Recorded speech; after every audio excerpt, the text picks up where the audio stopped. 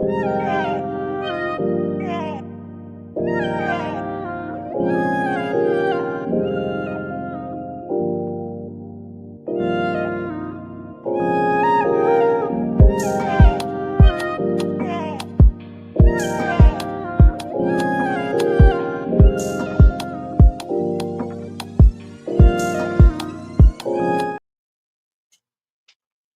morning, good morning, good morning. It has been a long morning already, and I look like everything I've been through this morning. Good morning, but we are in for a wild ride today. The medieval slicer herself should be getting onto the stand.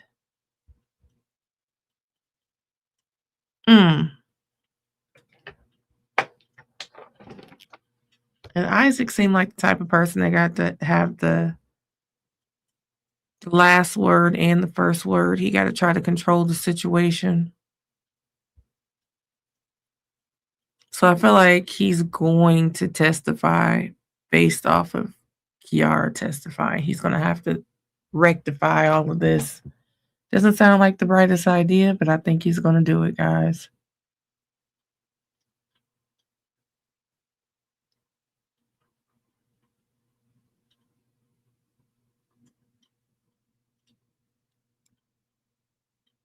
I think not only Kiara, but I think Isaac's going to get up here and justify his mess. Good morning, good morning, good morning.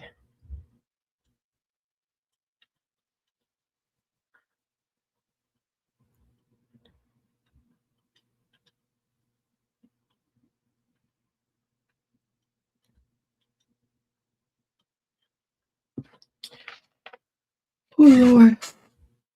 Oh, goodness. I'm sorry, guys. I'm trying to look and see about this arraignment that should be possibly happening today.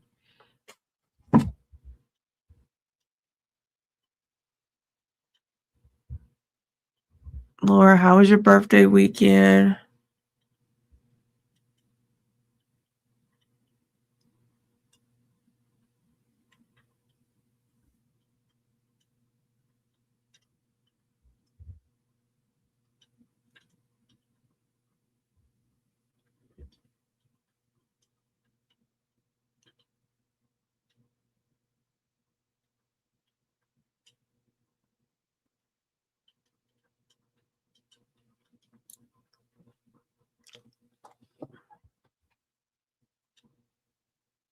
Am I okay? Yeah, I've been up since I had to do a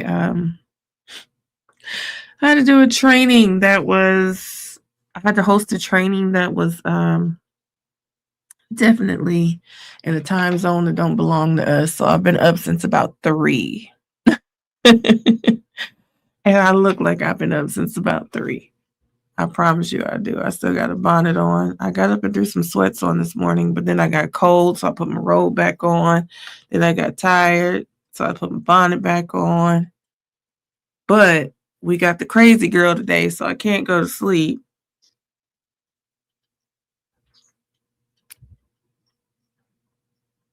I'm up following a couple of Ohio cases this morning, trying to see what happens in this arraignment.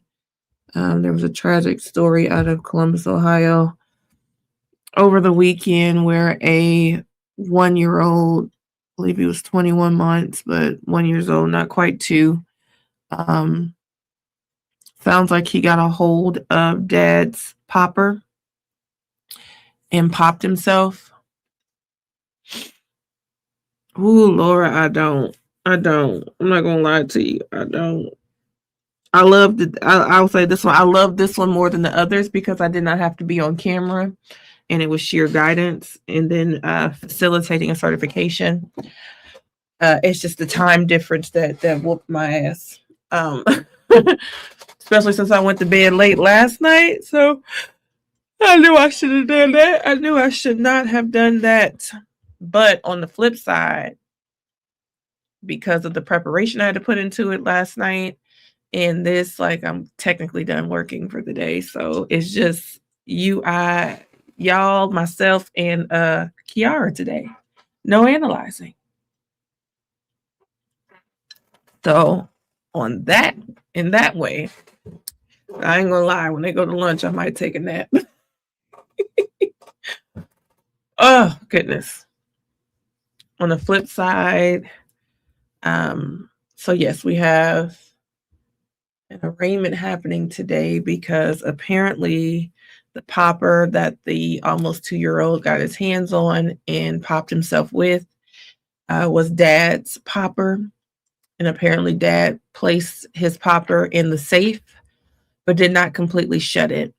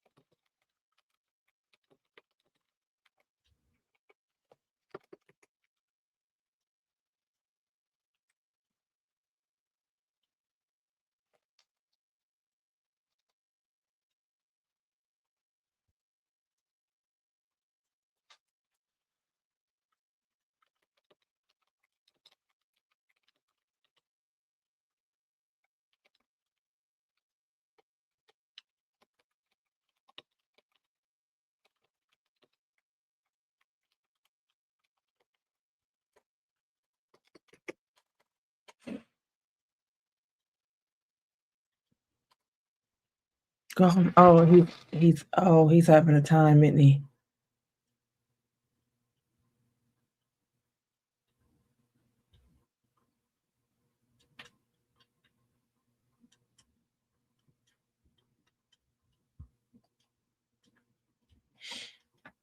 Mm, mm, mm.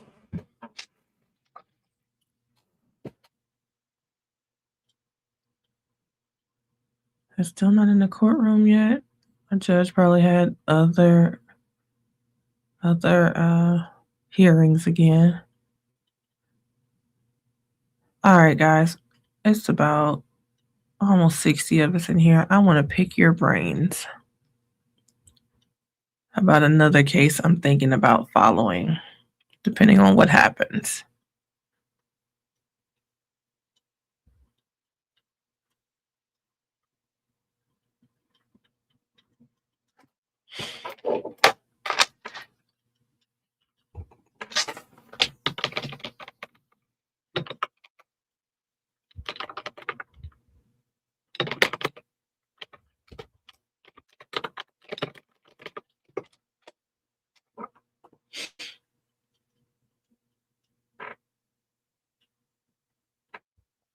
Okay, guys. So listen to this. This happened July 7th.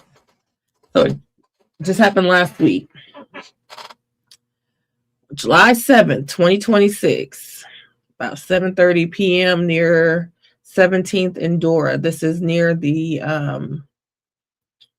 Ohio State Fairgrounds. There was a victim who was popped. There was a victim who was popped. They originally reported this as a rug transaction gone wrong, right? So the person who was popped ends up passing away. Then some details start to come out.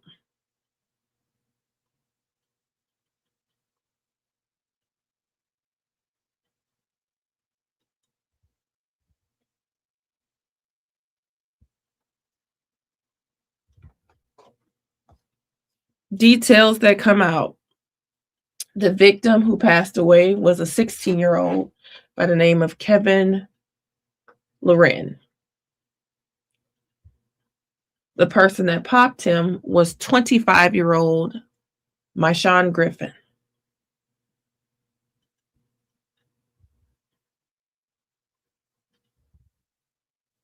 Now, even though they claim this was a rug interaction, the popper's bag or backpack was recovered at the scene, and the only thing in it was paperwork and their driver's license. So no rugs have been found on anybody. Griffin eventually turns himself in. Their initial look has some text messages between the two, the 16-year-old and the 25-year-old. Griffin is formally arraigned, and the judge sets a bond at $1 million with a strict stay-away order from the victim's family. His arraignment is coming up on the 17th. Here's the issue. The community has completely turned into polar opposites. Y'all know I look crazy. I'm just gonna let y'all see me. I'm sorry, guys. I swear to God, I'm dressed. I look crazy. So the community has turned into polar opposites about this. People are saying that it's a weird situation where, when I say local Facebook is always the place where some ish happens. I guess my eyebrows turned out cute though. Okay.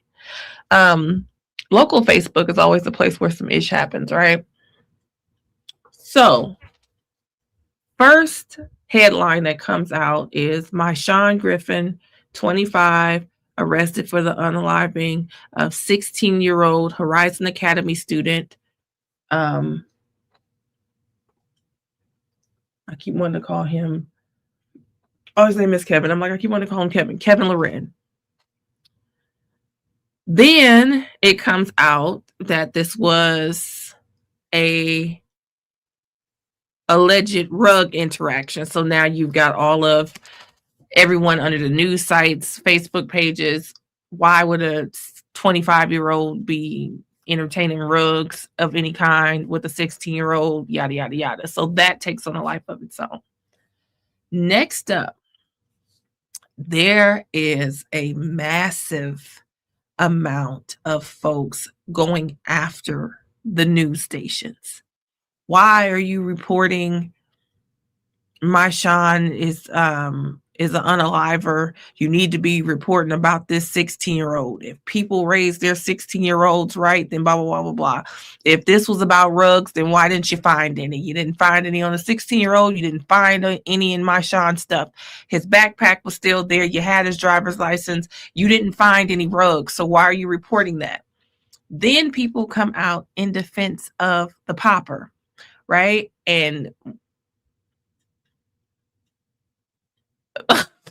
I can't go outside. Lord, Papa would kill me if I went outside in my bonnet. Now, I'm not saying I don't. What I'm saying is my Papa frowned on it a whole lot. You know, back in the day, you used to wear your hair wrapped and then you put your scarf on real tight. I didn't see why my hair needed to be unwrapped unless I was going somewhere, and that used to drive him crazy. So, yes, Desi. So, as I'm looking into it, there is an entire campaign. And, you know, anytime there's a lose-lose situation like this, you know, somebody could possibly go to jail. Somebody is absolutely no longer coming back. People choose sides, right? And even if there is a clear-cut situation of straight up unaliving, the unaliver's family is still, you know, you'll see them say free such and such or what have you. So I got to digging into a rabbit hole, okay? And in my rabbit hole, I found that Myshawn Griffin has no record, has a CCW, so he has a permit to carry. He also has, I believe he had a CDL. He's an entrepreneur. And there have been an overwhelming amount of reports, and they're not like tagging Myshawn. They're tagging the news saying, report this right, report it right. And people are literally saying that they don't care that it's a kid, and condolences to the family because we weren't there. We don't know what happened, right? But there's an overwhelming amount of people reporting that this was self-defense, that Myshawn was attempting to rob Myshawn and popped at Myshawn first, and then Myshawn, the 25-year-old, returned fire to the 16-year-old and hit him. So this has been a very interesting one. You know, usually I'm the birthday. Happy birthday. Hold on, let me get this on here. I really feel like it takes a lot to make people talk about a kid, but the way they're talking about the kid is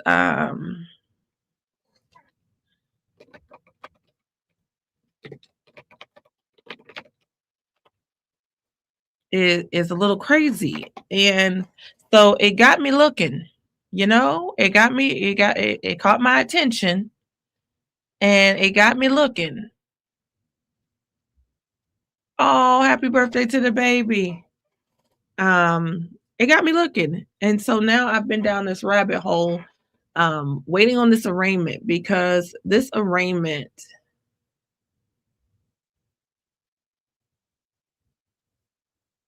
is going to be crazy.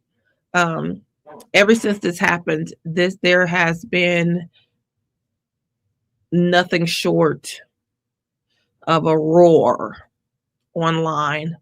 I've seen a campaign about stop posting that mugshot, post this, post him, post my Sean, showing my Sean as a father, showing him at work, showing him. It's Dom's birthday too. Is it? Wait a minute. Where's my list? Let me stop listening to y'all. I got a list. I mean, I'm gonna listen to y'all, but let me go look.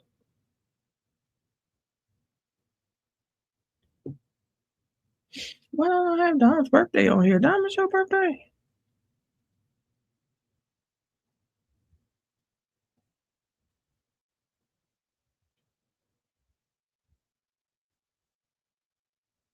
Oh, I'm about to say, now what you do? That's Rhonda now. I'm like, I don't see Dom's birthday on here.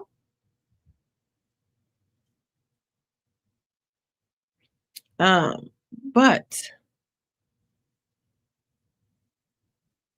there is a big uproar in the city right now about this 16-year-old. And at the end of the day, the baby's gone, right? I know people hate when I say it. That drives me all crazy when I say the baby. There ain't no baby. But the child is gone, right? The child is gone. Now, I don't know if they're going to clear up, figure out, work out the whole rugs thing that they have. Maybe the text messages indicate something. Oh, there they go. They're coming. Maybe the text messages are going to indicate something different. But what if you saw 25-year-old unalive 16-year-old student in a rug transaction, and you like, ooh, you sorry sack of shit. You know what I mean? Be the adult. Why are you giving kids rugs? You know, you have all the feelings, and then you see a campaign bigger for the unaliver than you do for the 16-year-old that's gone. Y'all, I'm so torn. I really want to see this arraignment. So there's that arraignment going on the 17th. There's an arraignment this morning, like I said, for the 1-year-old who unalived himself 2 days ago, and the father whose popper it was. Father has been charged with felony child endangerment, so there are no M charges or reckless charges, or so.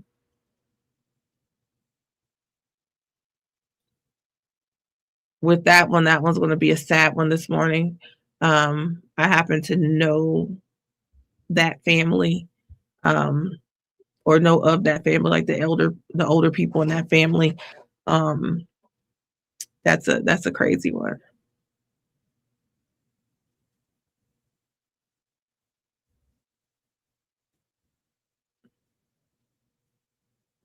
Paige knows she's wrong. I watched it. Oh, are you talking about the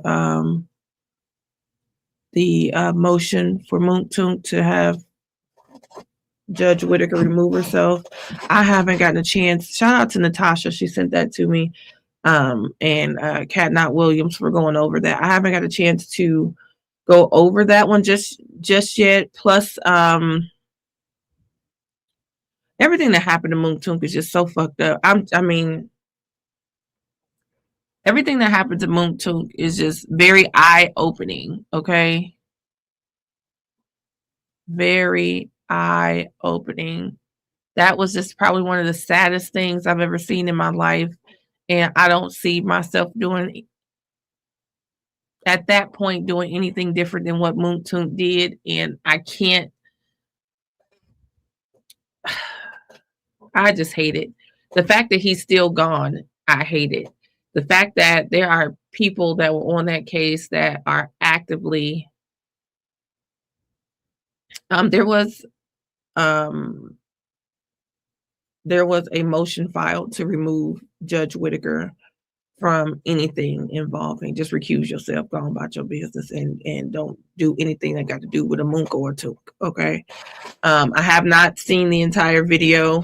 I was planning to watch it today, but I ain't gonna lie to y'all, I might take a nap.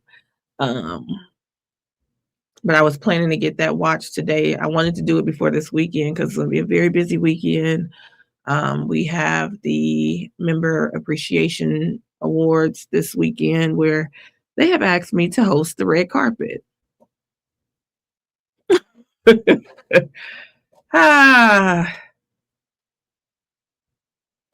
That's going to be hilarious. And then a retreat this weekend. My mother-in-law's birthday is this weekend. We usually do something special because this would have also been Pop's 87th birthday this weekend on Saturday, July 18th. And then I also want to do one more like resort staycation type thing before the boys go back to school, because this is like their, I got to be good because it's for for NCBW. So I said, now why y'all want me to do something when folks is walking up? Don't, oh God. Y'all want me up here with no script? Y'all better give me a script. We did pick the dress. We have the dress. I had to switch my dress twice because Big Unk is not coming, and I don't trust myself with one of them zipper pulls. I feel like I'm a bust the zipper. So we had to switch the dress twice. Then I was like, I'm just gonna wear the dress that I wore to Seven's baby shower. And I got pictures in that, so I found another one. I will definitely give a shout out because I think I'm going to capture some content right when I'm there. The Jess. Let me see if I can find a picture of it.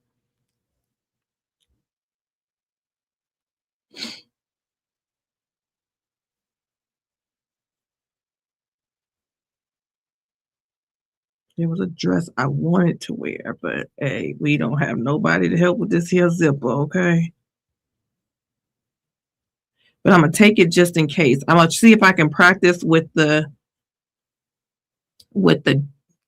zipper pull and see if I can do it. So if I can get the zipper pull to work, it's considered like a Grammy style. So this will be the dress if I can get the zipper. Good morning, everyone. Myself. You ready? The council and Mr. Apodaca present outside the hearing in presence of the jury. Are there any preliminary issues for the state before we start with testimony? Yes, Your Honor, I'll be, this morning, we're outside the presence of the jury seeking to move in some of the Facebook records. Your Honor may remember that in January of this year, I filed a notice under. If I cannot get it zipped up, then we'll be wearing this dress. Regarding the Facebook records being admitted. I don't need a zipper for this dress. Self-authenticating records of regularly conducted activity under the rules. So we'll take both. Certificate of authenticity of domestic records of regularly conducted activity from Meta platform. Oh God, that happened to Brittany on Saturday, Dizzy. Was signed in January of 2020. Lord, get that air back on. Custodian of records. I want to wear the other one. Now, under this basis, and then I will lay additional foundation as to identity of the individuals and usernames through Sergeant Beale. Any objections? Judge, so we've been working hard to go over what we believe needs to be redacted. There's one issue left in regards to planning and conspire. We're on the Facebook records. Oh, on the Facebook records? No issues with that. Okay. I'm about to say, we talking about the Facebook records, sir. Where are you going? I'm too tired for They this. are admitted. You'll have to Stay on track, make please. some additional foundation with the officer. Yes. Any other issues? Nothing from the state. I believe defense has one on the defendant's statement. In regards to the defendant's statement, Your Honor, we have concerns about when Detective Vigil was asking Isaac a question. He was asking leading questions as part of the interrogation technique that we're going to get into in cross-examination and possibly through Dr. Wellner as well. He's not an But attorney was, on direct, so he can lead all he wants to. How Isaac could have been conspiring and planning to commit this. He can lead, he can lie. This act, and we believe that that is legally. He should have asked for a lawyer. Conclusive statement, and it's somewhat testimonial and would be concerning. I think it's prejudicial to the jury. So we would ask that part be excluded as well. We agree on everything else, Your Honor. Ms. Murphy? Your Honor, the line is, Morning, Kaylin. this is from page 54 of the transcript, is Sergeant Vigil saying, okay, I don't know, man. Crazy. These messages look a lot like there's some conspiring going on, some planning going on. What? And then Mr. Apodaca responds, from that point where I was telling you from, this is as Sergeant Vigil is scrolling through the messages on the phone in front of the defendant. Defendant gestures to a portion of the messages that he says from there on down are not his. Sergeant Vigil responds, well, even before then, it sounds like you guys are planning something, your fate getting thrown out, and what? So defense is objecting, as I understand it, to the comment, these messages look a lot like there's some conspiring going on, some planning going on, but that is part of a question that elicits a reply from the defendant. It is not a legally conclusive statement. It is a statement being offered for the effect on the party that elicits a party opponent admission. We believe that it's relevant for purposes of this interview. And that man talks. He talks as long as he thinks somebody's listening. That's your client. Hold on, y'all. Using the word conspiring doesn't automatically make it a legal conclusion. Judge, so there's, if I may. Go ahead. Conspiracy is one of the there's a conspiracy charge here that we're dealing with. Somebody were to go up on the stand and ask, so you committed manslaughter, didn't you? I mean, that would be legally conclusive language. So I think that should be excluded, Your Honor. I'm fine with what Isaac was saying and all of that, but I think in the minds of the jury, if they hear conspiring, they're going to be, he established now that there was a conspiracy here and he's guilty of that, Your Honor. So I believe that is legally conclusive language. And also the planning, although I mean there's no actual charge of planning, but planning is kind of can be looked at as helping prove aiding and abetting or accomplice liability, Your Honor. So I just think that general statement by the detective should be excluded, Your Honor. The objections overruled. The language, and you will have the opportunity to cross the officer as well as argue. The jury has to make a legal determination whether or not the evidence before them meets the necessary elements of the charge of conspiracy. There is a legal definition of conspiracy, and the elements are contained in the instruction. Using the word planning, it has a common use. Whether or not the activity or the statement meets, again, the legal definition is something that can be argued to the jury, and it can be made clear that they are the ultimate decision makers as to whether or not the state has met its burden in proving the elements of the charges. But the use of the language alone, the officer's not being offered, as far as I know, as a legal expert for definition purposes. He is a fact witness, and in this context, a fact witness to provide the foundation for a statement taken at or near the time of the incident. So, over objection, the language would be allowed to be played to the jury as part of the state's case in chief. Is there need for clarification? No, Your Honor. Based on an additional redaction that the parties found yesterday, the disc is being reburned as we speak. We'll just need a brief moment for Sergeant Hill to re-review that and sign it, and then we are And ready to what- proceed.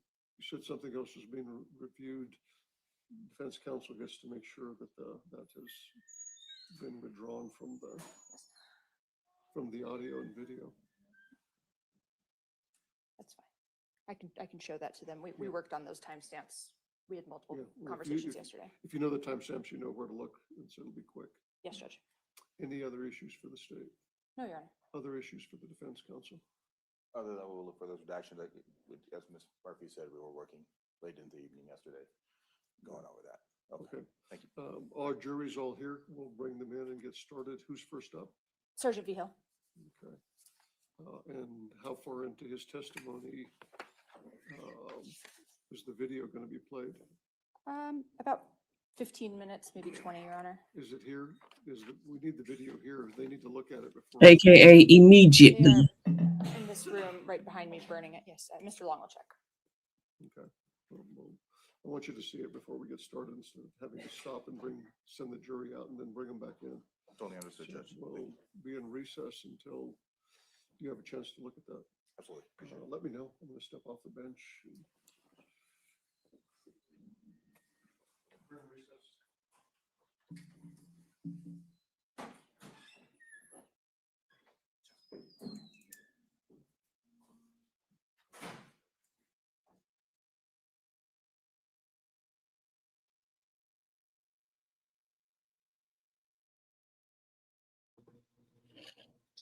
Listen, cupcakes, that's exactly what I'm about to do.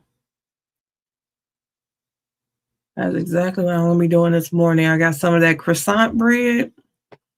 I'm going to toast some of that with some butter, throw me some bacon, eggs, and cheese on that, make me a little sandwich. But I did have a taste for some grits. So I've been trying to figure out if it's going to be grits, eggs, and bacon, or if I'm going to use this croissant bread and make me a sandwich. Yes, also reaching. Yes, reaching. Oh, good.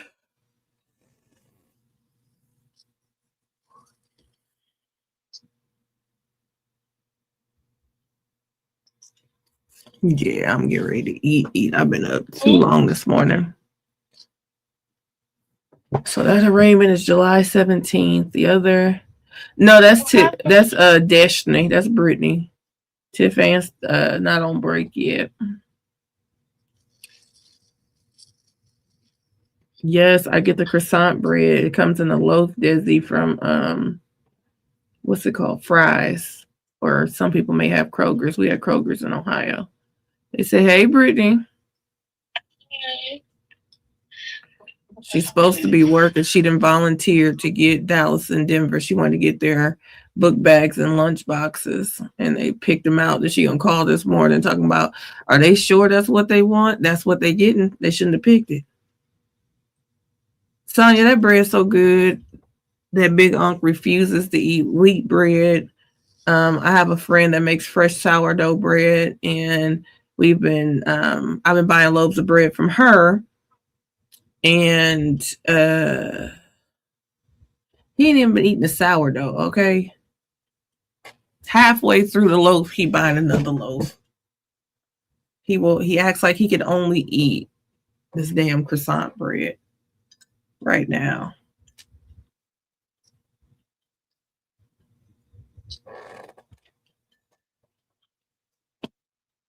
Dallas is going for Hot Wheels. The backpack looks like a car with an engine on top and wheels on the side. And Denver is Sonic. This one looks like a full hedgehog. So that's what we are doing.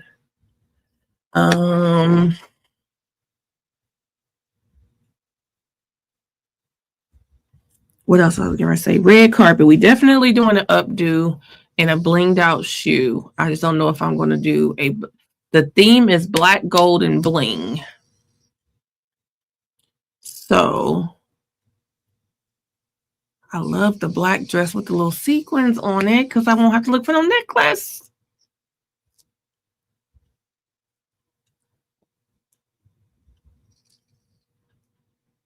Plus, I might have to be TT Shepherd. You know, I might have to get my Kiki Shepherd on and pass out awards too. So we'll see.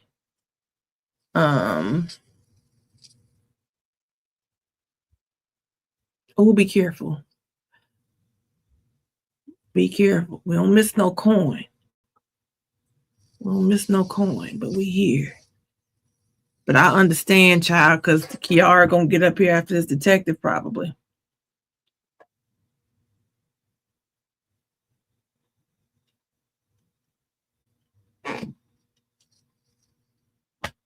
I have to narrow down one of these damn. I'm trying to get another quick staycation in, guys, with the boys before, like as the last hurrah before their last week of summer kicks off. You know.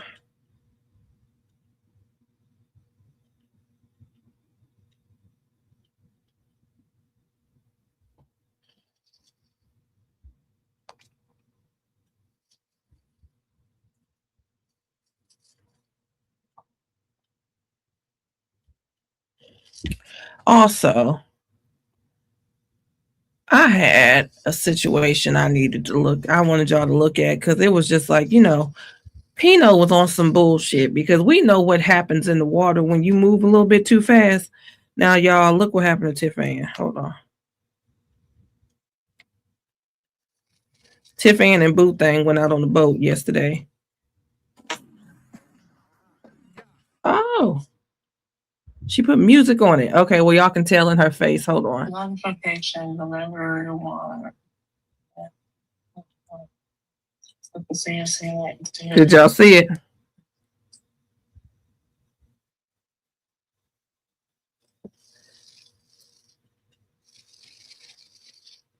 Pino, no, he crazy.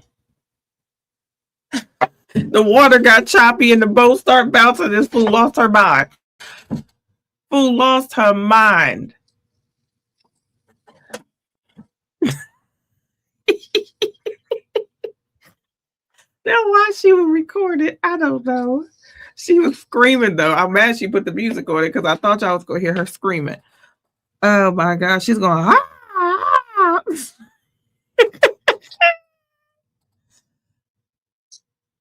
Yes, Kiara is the slicer, the medieval slicer, the one who did this to Grace. And that's going to be a fine line right there, because that could backfire on the state. They're going to have to be careful with that, because you can't put the person up there that did this every which way. All those slices. We didn't heard from the medical examiner and all. And then say, yep, I did all of this. I did every horrendous, sick ass slice that you heard about, but he told me to. That's going to be a fine line. We'll see if it works. We'll see if it works. But I tell you what, if it do work, watch Isaac get his goofy ass on that stand. I just don't understand how he's going to try to say that these messages are him to a point and then they're her. How did she get your phone?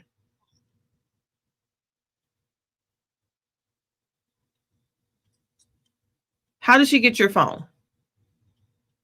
Also, shout out to everybody who donated. I didn't even get to see the names, but everybody who either donated or purchased a raffle ticket from the National Coalition of 100 Black Women. They called my name yesterday saying I had sold some tickets for the raffle. I was like, oh, shimmy. I guess if you sell so many, you get a free ticket. Or if you do 3 or something like that, 3 raffle tickets, then you get a discount on your ticket for the game. So I'm working on getting my discount for my ticket for the game, because I know that's going to be fun. It's going to be a tailgate here in Arizona at the Cardinal Stadium by all the Black-led organizations. So your D9s, your Black Therapists of Arizona, the Arizona Black Law Enforcement, like all the about as close as a HBCU tailgate that you're going to get in Arizona that has no HBCU, if you know what I mean. So if you do win the raffle, you do win a free ticket, or the 2 free tickets to that game. It's the Arizona Cardinals versus the Seattle Seahawks. So there is a all-you-can-eat tailgate, and then from the tailgate, a lower level seat, like in the 100s in the bottom sections, closer to the field. And I mean, if you're there, you'll be with me in the group and watching the game. Okay.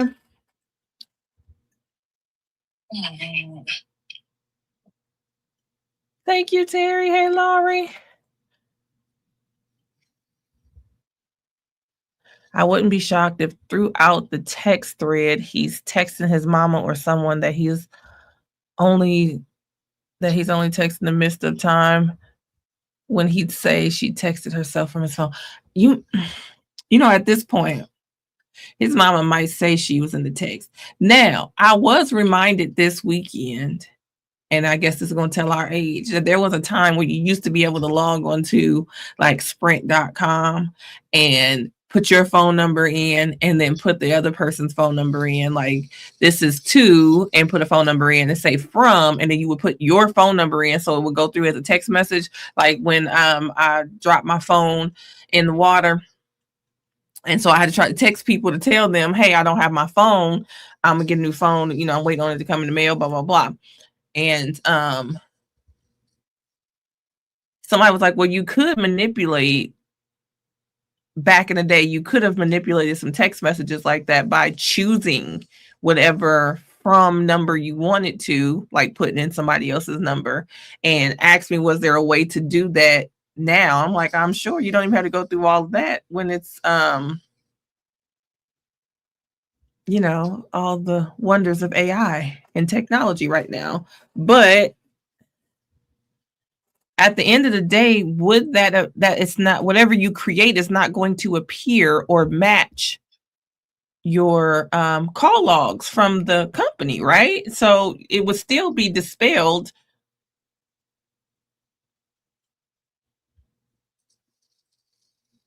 No, that's Destiny's phone. What's wrong with my phone? You always got all that background. Somebody said, are you cooking? Got nothing on. I can hear something swooshing. It's always it something. It might be my mouse or something. Oh, because I don't got nothing playing. It sounds like it's always something in Destiny's background. And the sad part is Destiny is on the opposite side of the mic. So the mic is on one side of the computer and Destiny on the other. Destiny always got background noise. Especially if she put it on that damn iPad. There is no noise cancellation. Zero. They should be used to it with Dallas and Denver in the house. No, I have my mic on. My mic cancels out most of Dallas and Denver. Oh. But I do check sometimes, because sometimes, you know, they get to throwing stuff down there. Be having a party down the hallway. They wait till I'm in here doing something, then all of a sudden they want to play right down here in the hallway. So I still want to know how he's going to say, yes, this is my phone. Yes, these are my text messages, but not that one. These are mine, but not that one. And these are mine, but not that one. I think that's the biggest hurdle for Isaac. I think if he could actually dispel or show that those text messages were sent or received or both from a location that he was not at. But I don't think he's going to be able to do that. I think that this was all one of those weird, you know, people just fall too far into fantasy.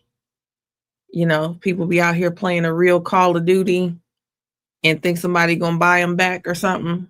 don't understand that like this is real life. I really think he had that young girl in an alternate reality. But now this is this is going to be the crazy part. And I can't wait to see the chat when this happens. I cannot forget the part in openings where they said Kiara's testimony is going to be a little different because she's still participating in some of the alternate realities. She doesn't understand that all of this is not true. Baby, Kiara, go get up here and say something left field. Like she still believes some of this. And I really believe that part of this, where my vitamins, part of this delusion, I think she still believes the ones that they mentioned, right? What did they say? That Grace financially benefited from her assault, which was sick, but why he would. You said Kiara gonna free him? I mean, she can. She be gone. Because Kiara in a hell of a way. First of all, y'all, why did I see Lori Daybell's crazy ass on a damn, I didn't even check the date, on a damn interview with what was his name? Nick Eaton, that reporter that flew all the way to Hawaii on her ass and been reporting from Utah.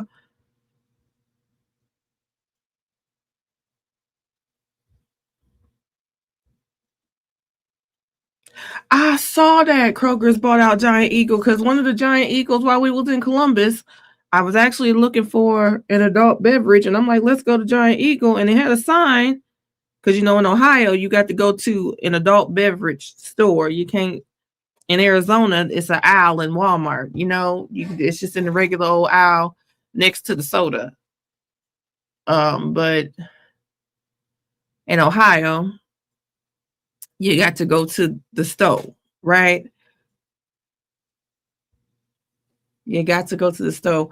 And so they had a sign on the Giant Eagle saying that it was going to close. Like, I think this week, like, right. It was open when we went, but it was getting ready to close. And they had just announced that Kroger's was taking over. I was like, dang, they get ready to close it already?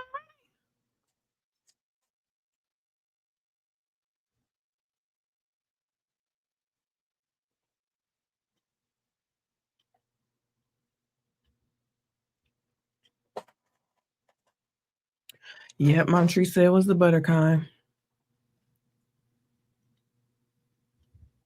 Oh, hold on, guys. I think Amazon just hit my door. Y'all know I got to catch it before they do.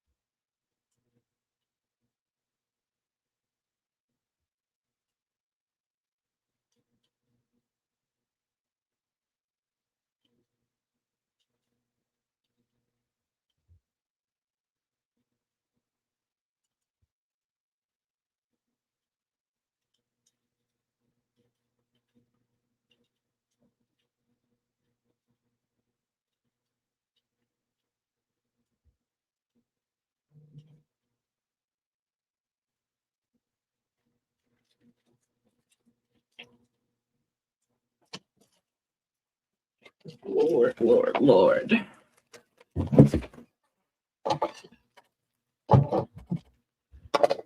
I think I need to find that other earring. Got some black and gold statement earrings. I don't know what the hell did happen to them. I found one.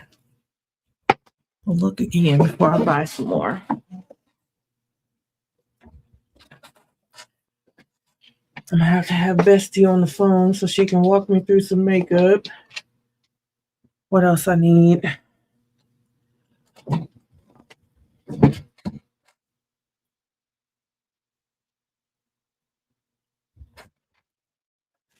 Hairpins. I need hairpins, guys. Because I need I have to do do a hair updo. You didn't miss nothing. They haven't done a thing yet but argue about something that don't need to be argued about. And the defense is getting ready to get off topic real quick.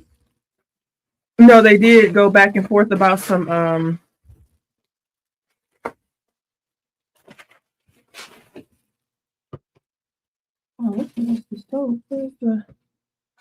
they did go back and forth about some Facebook messages. So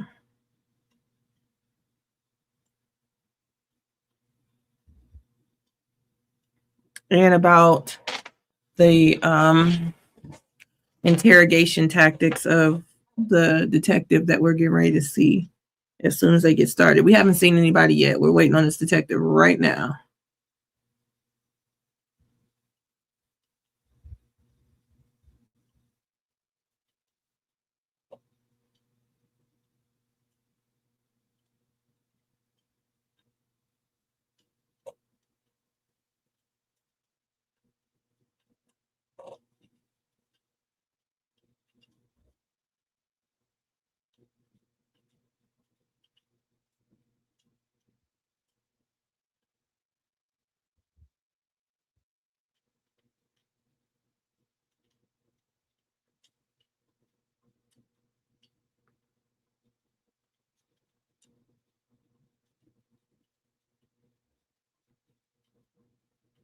Oh, some birthdays today. Let's see whose birthday is today on Facebook.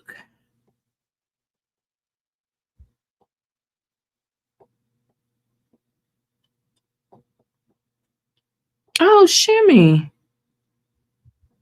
Let me send her a message. It's Wendy's birthday.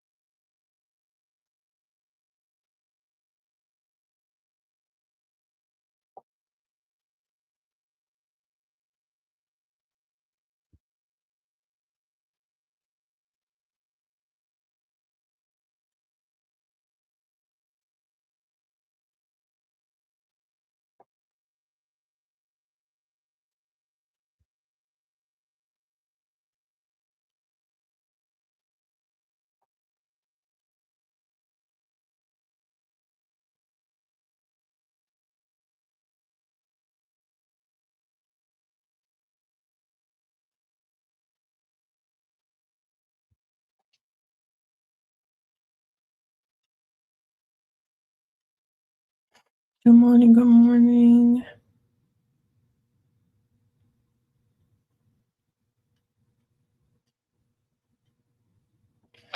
Sitting up here stuck, waiting on them. They said the jury was here. What we waiting on now? We live.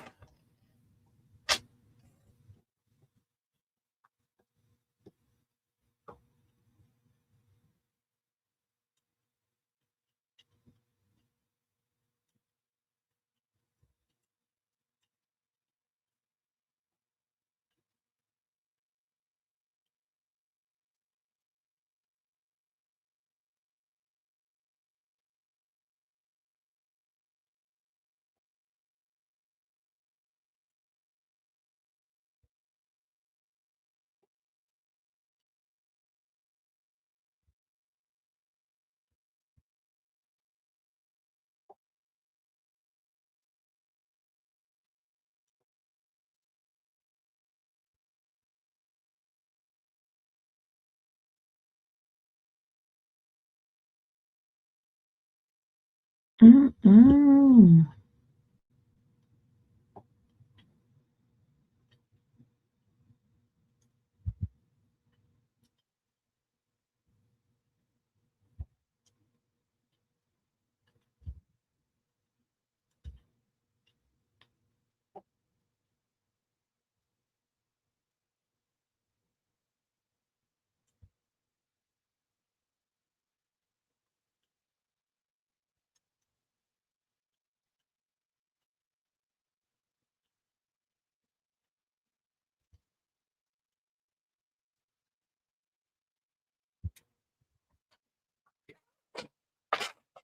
All right, let me order this stuff now.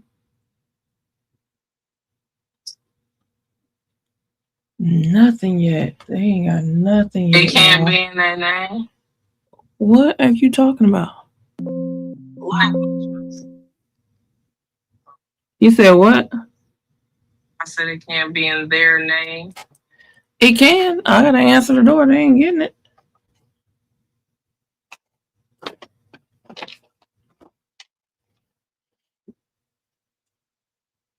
They will not be getting it until next week.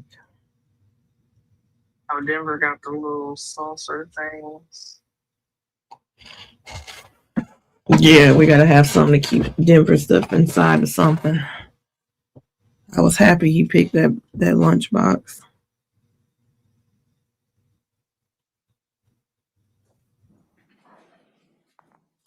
Let's go back on the record one more time outside the hearing presence. Oh God. Do you have an opportunity to view the video?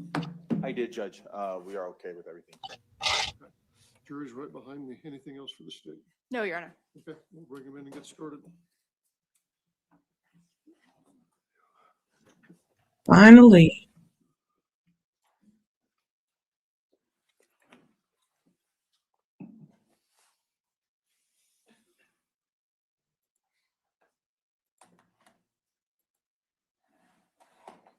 Would you come wait up here?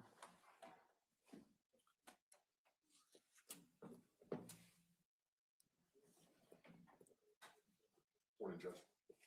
Good morning.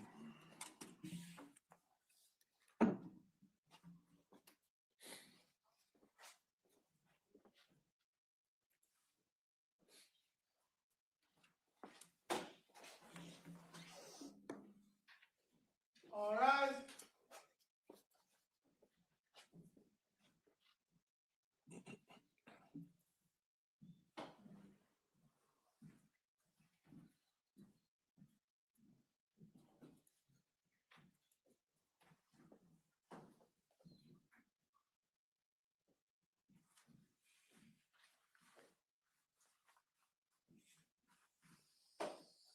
May be seated in the courtroom, ladies and gentlemen.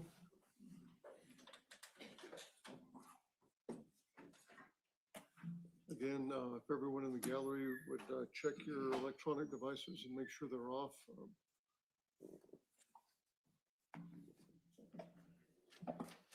Let's go back on the record. We reconvened this morning in criminal cause D101 CR 2023-25, State versus Apodaca. We continue in the state's case in chief. Ladies and gentlemen, the attorneys and I have spent some time this morning. I finished up the other hearings I had to do, and we spent some time organizing the day. We've got a lot to get through today. So just a heads up to that. We'll probably take our morning break in about an hour and 15 minutes, and it'll be real short. Again, if there's anything that you need during the course of the day, please let the bailiff or myself know. Ms. Murphy, who's your first witness? Javier Vigil, Your Honor. Sir, if you'd face me and raise your right hand, I'm going to place you under oath. Do you swear or affirm the testimony you're about to give us the truth, the whole truth, and nothing but the truth on the penalty of perjury? Yes, Your Honor. Please have a seat.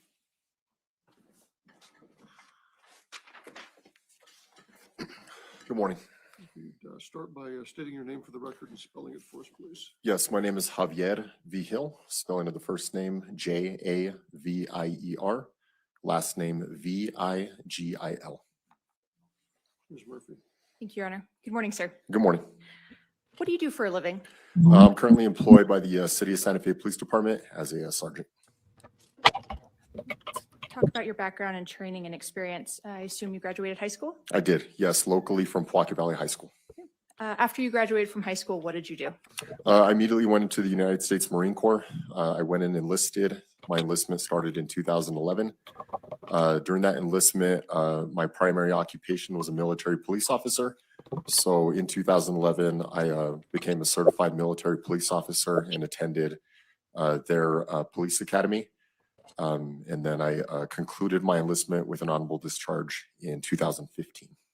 Did you deploy at all during your time in the United States Marine Corps? Yes, I did. In 2012, I deployed to Afghanistan. Thank you. What's your educational background after high school? After high school, Should have put that. after I was employed with the Santa Fe Police Department for a few years, I recently concluded my bachelor's degree in criminal justice in 2025. And then I carried on to recently complete my master's degree in management, and I was conferred in April of 2026. After leaving or being honorably discharged from the United States Marine Corps in 2015, 2015, yes, ma'am. what did you do? I sought employment and was able to secure employment with the Santa Fe Police Department, my current employer, and I was hired as a patrol officer in late 2015, early 2016. As part of becoming a Santa Fe Police Department patrol officer, did you undergo any sort of training or academy? Yes, I did. My pathway was a little bit unique as far as becoming certified as a New Mexico police officer. I attended what's called a certify by waiver training.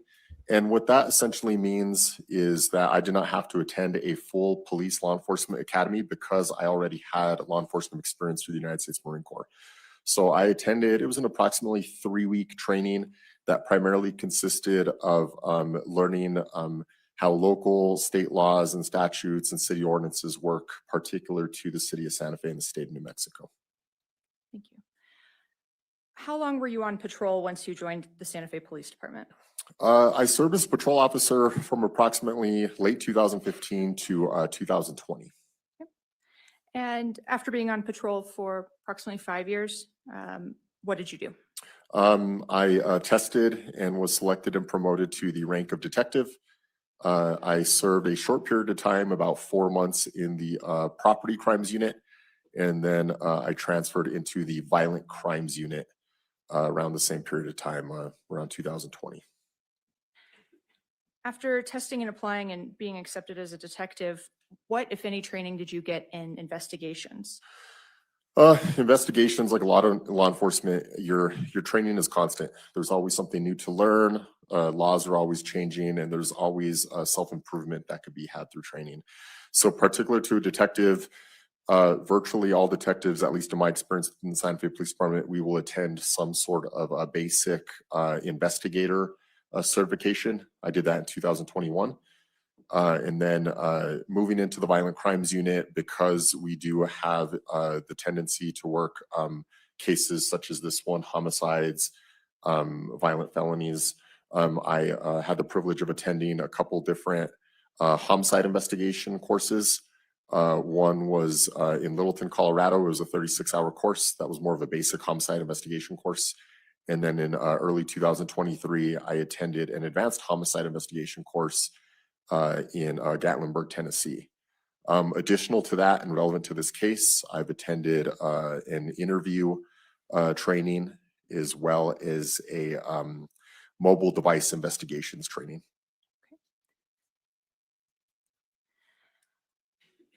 The jury has heard that your title is now sergeant. When did you promote from detective to sergeant? I tested and promoted to sergeant out of the violent crimes unit in April of 2024. When you promote to sergeant, at least in our agency, you go back to the patrol division. You'll serve as a patrol sergeant until you could stay there until you promote to lieutenant. What I recently completed, I tested and was moved back into the investigations division as a detective sergeant. That was about 3 months ago. So now I'm a supervisor in our criminal investigation section. And so it's your job to supervise detectives, is that correct? That's correct. Okay. And are you part of any other extracurricular aspects of your agency? Do you do anything outside of your role as sergeant? Yeah. Specialty wise, I joined our department's special weapons and tactics team, SWAT, in 2017 approximately. I've maintained that and continued as part of our SWAT team. I still currently am.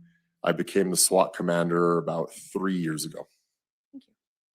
What was your rank and what unit were you assigned to in October of 2022?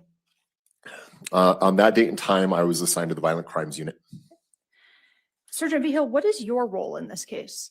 My role in this case, I am the case agent of the case.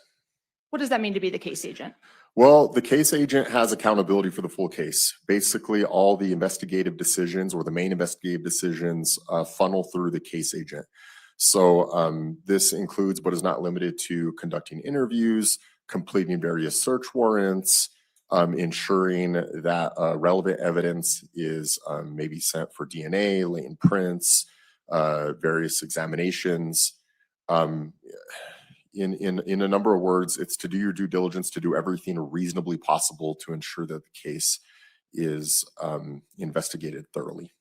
Do you do every single step of the investigation yourself, or do you work with your colleagues? No, I do not. So part of the violent crimes unit, there's a number of us assigned to the unit, and I'd like to think of us, or when I was part of that unit, we would be a team. As you can imagine, these cases can be quite complex, and some of the investigation is time sensitive. So especially when there's a homicide or a major case, we will lean on each other and ask for help and delegate different tasks. But it is the case agent's ultimate responsibility to make sure that these tasks are completed correctly and thoroughly. Thank you. Let's turn to this case. When were you assigned or notified that you would be assigned the homicide case involving Grace Jennings? Well, on that day, October 29, 2022, it was my day off, and I had been activated for a unrelated incident, a SWAT situation that had concluded just before this incident had occurred. I was getting ready to go home for the day, and I was contacted from my supervisor at that time, Sergeant Lisa Chaplin, and she informed me that a possible homicide investigation had occurred at the address of 5941 Jaguar Drive. And she asked if I would be willing to voluntarily go out there and start the investigation. And did you do so? I did so, yes. All right. So once it was assigned to you to start the investigation, where did you go or what did you do? Well, I felt the best thing I could do was go directly to the scene. I'm more of a visual person, so I wanted to go over there and get kind of a lay of the land, so to speak, and see what was happening. When I arrived on scene, I met with the sergeant on scene at the time, Sergeant Roberto Rodriguez, who is now a lieutenant with our agency. I kind of got a brief and a background of him, of what had allegedly transpired. I learned that a deceased body had been located within a detached garage on the property 5941 Jaguar Drive. I came to learn that the body of the deceased was Miss Grace Jennings later on. While I was on scene, I noticed that patrol officers had secured the scene. And when I say secured, that can mean a number of things, but essentially what happened was they put crime scene tape around the crime scene to preserve it pending a search warrant so that we would have the legal authority to go in there and process and examine the scene. So I did a walk around of the scene, ensured that a crime scene had been established. And then I learned that that at least 2 people had been taken back to the Santa Fe Police Department pending interviews. Who were at least two of those people that had been taken to the Santa Fe Police Department for Uh, interviews? Mr. Isaac Apodaca, the defendant in this case, who's currently in the courtroom, sitting at the defendant table wearing a black jacket and a red or maroon tie, as well as Miss Kiara McCauley, who I was told at the time was a possible suspect. And you beat me to it. Can you go ahead and let me know if Isaac Apodaca is present in the courtroom? And since you've already identified him, could you just point to his general location? He's right there. Your Honor, may the record reflect that this witness identified Mr. Apodaca? He has. Thank you. Okay, so after walking the perimeter and getting briefed, what did you do? I proceeded back to the Santa Fe Police Department. I knew at this time that two critical things needed to happen. One, a search warrant for the address needed to be completed, and the interviews needed to be completed of Mr. Apodaca and Mrs. McCauley. I delegated the completion of the search warrant of the property to an not a violent crimes detective, but he was a detective that was on call at the time. He gave testimony earlier this week, Detective Jared O'Leary. He was tasked with or delegated to complete the search warrant of the property so that I could focus on any necessary interviews at the police department. Thank you.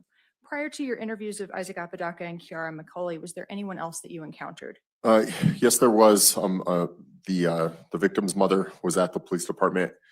Putting myself in her shoes, I have children. I felt she deserved to know as soon as possible that her daughter had been found deceased.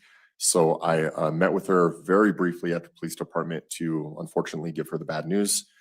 And then just to get a little bit of background on who everyone was. I wanted to know if she had any knowledge of who Mr. Apodaca was, who Miss Kiara McCauley was, what their relationship was, how they knew her daughter. And the reasoning was for this was so that when I went into my interviews with Mr. Apodaca and Miss Kiara McCauley, that I would have a little bit more of a contextual background as to what was going on. Thank you. Who ultimately interviewed Isaac Apodaca? I did. Was there anyone else present with you? There was Detective Mariah Gonzalez. She's no longer with our agency, but she was present for that interview. It was maybe, she was very new to the unit. It was maybe her first or second week in the unit. So she sat in on the interview purely as a spectating / training, learning viewpoint. I do not recall her asking any questions during the interview. Where at the Santa Fe Police Department was this interview conducted? The interview was conducted upstairs on our second story. We have a interview room, in our criminal investigation section that is recorded with both audio and visual. Do you recall approximately what time you began your interview of Isaac Apodaca? Yeah, it was approximately 2:41 p.m. in the afternoon. Okay. And you were personally in the room with him? Yes. Did you notice anything about his appearance or demeanor? Yeah, he seemed nervous, which isn't abnormal for anyone, going through a situation like this or being interviewed by police. He was calm, but nervous, but he did seem coherent. He was speaking to me clearly. I did not observe any indicators of him being impaired, either by narcotics or by alcohol. Yeah. Prior to the interview, did you take him anywhere else in the building? Yes, before the interview, and because our interviews can sometimes become lengthy, I would make it a practice to ask anyone I would interview, hey, do you need the restroom? Do you need a drink of water? I believe I took Mr. Apodaca to get a drink of water before the interview. Okay. What was the first step in your interview? The first step of the interview, especially because there was so much unknown within the investigation, I felt that it would be wise to advise Mr. Apodaca of his constitutional Miranda rights. At this point, I did not suspect Mr. Apodaca of being a suspect, but just in case there was something that would come up that I maybe wouldn't know, I didn't want to interrupt our interview process, so I felt it would be appropriate in this part of the investigation to advise him of his constitutional rights. Okay. Did you utilize any documents while you Mirandized Isaac Apodaca? Yes, I did. At the Santa Fe Police Department, we have a form. It's called an advisement of constitutional rights forms, or an advisement of Miranda rights, something to that effect. And it lists out all of your constitutional rights one by one. It very clearly and articulately states them. And then there are areas for the person you are reviewing the rights with to initial that they understand every single one. And the purpose of this document is to make sure that the rights are very clearly explained to the person you're explaining them to, but also to ensure that they understand them. Thank you. Did you preserve the Miranda form or advisement of rights form that you utilized and Mr. Apodaca signed? Yes, I did. After it was signed and after the interview, I submitted it into evidence at the Santa Fe Police Department. Okay. Did you alter or tamper with that document in any way? No. We can review that document in a little bit. You've mentioned that your interview was recorded. Yes. Were you wearing your department issued body worn camera during your interview with Mr. Apodaca? I had it on my person. I detached it from my person and I set it aside on the table so that it had a better view of Mr. Apodaca. Was it operational on that date? Yes, it was. Did it capture video and audio of your interview with Mr. Apodaca? Yes, it did. Okay. And did you record all of your interactions with Mr. Apodaca? Yes, I did. Okay. What did you do with the footage from your body worn camera from your interview with Mr. Apodaca? I docked my body worn camera and then it uploaded to our Axon evidence database system. What do you mean you docked it? I docked it. We have docking stations or areas. Think of it as like an area where you can take our body cam device and you can plug it in. And then when you plug it in, it transfers any recorded data onto our cloud's Axon system so that the evidence or whatever has been recorded can be preserved. Simultaneously, the devices get any firmware updates or software updates so that they stay operating accordingly. And did you alter or tamper with that footage in any way? No.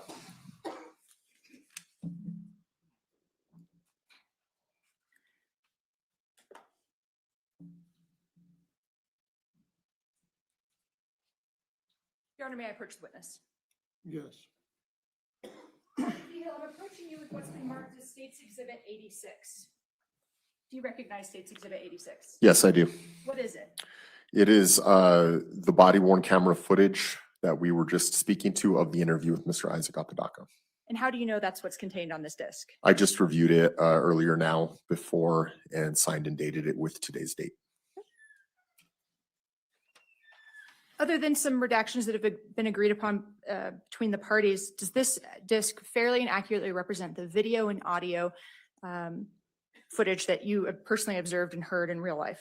Yes, it does. Your Honor, at this time, I'd move to admit State's Exhibit 86. Any objection to 86? No objection, Your Honor. 86 is admitted.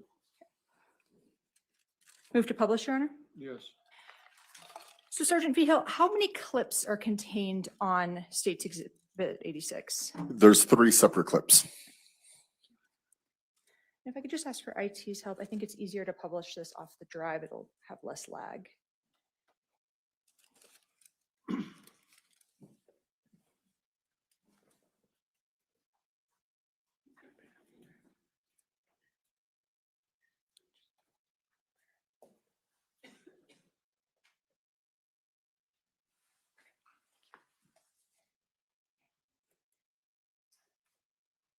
Let's begin with clip number 1. Okay. So kind of going back to last night, to yesterday, you guys are all hanging out. You, Kiara, Grace.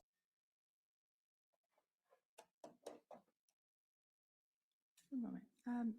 If I could have IT approach one more time.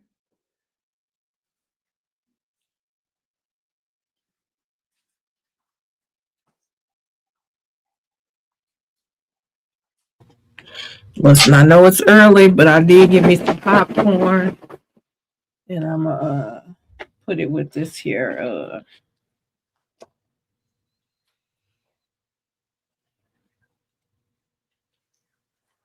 Put it with this here little Pepsi. It's a little early, but I gotta see, Isaac, what happened where your interview went from sugar to shit?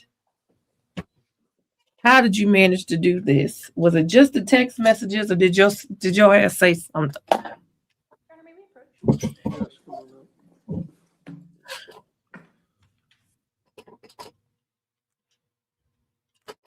Wait, even make the baby a ball?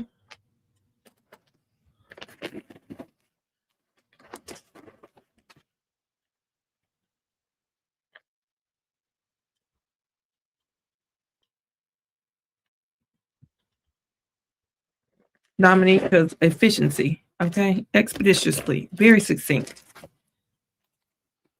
He ain't got all day to be here. He about to make up all this time that the judge said we behind.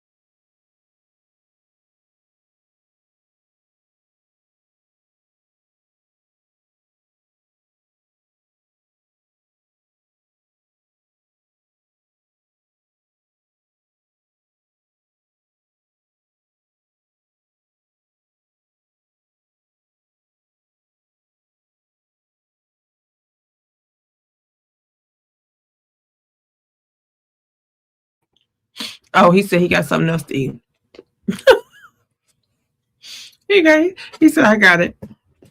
I ain't gonna lie. That would have been hanging around the house. I would have cleared it myself.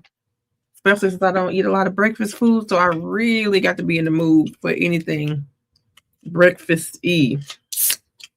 Which is why most times I end up with a sandwich or something. But I will definitely eat dinner for breakfast. That's why I don't get on Denver when he wants some pizza or something or some chicken or something like that, because I eat like that in the morning. Here y'all go. Okay. So All Sergeant Behill, we're actually going to pivot for a moment, move on past your interview while we just edit some things. Let's talk about, or grab some more footage. Let's talk about the Miranda waiver and some other items that you utilized during your interview. You mentioned that you did Mirandize Isaac Apodaca. Yes, I did. Okay. And did you, other than tagging the Miranda form, did you utilize any other forms during the course of your interview? Yes, I did. We completed a cell phone consent to search form. This is the form where you essentially take down the information from a mobile device to include the IMEI number, any serial numbers, the description of the phone, and then you get written consent if willingly and voluntarily given from the owner of the device to extract the device from the cell phone. And during the course of your interview with Mr. Apodaca, did you receive consent to go through his phone? Yes, I did. Who did you receive that phone from? I received that phone from Officer Caesar Ornelas. Okay. Your Honor, may I approach the evidence? Yes.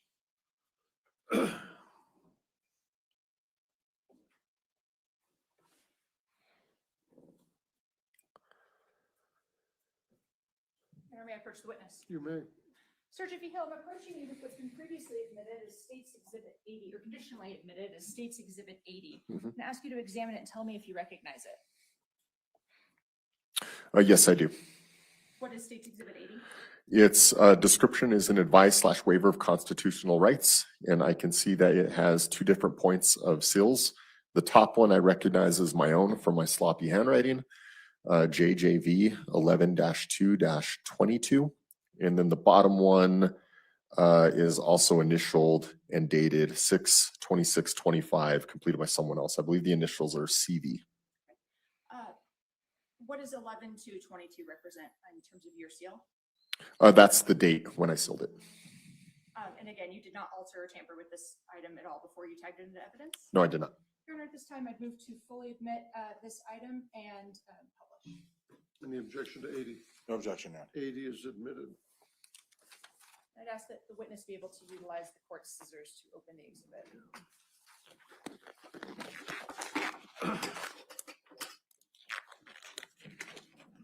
this have any biological material? It does not. Thank you.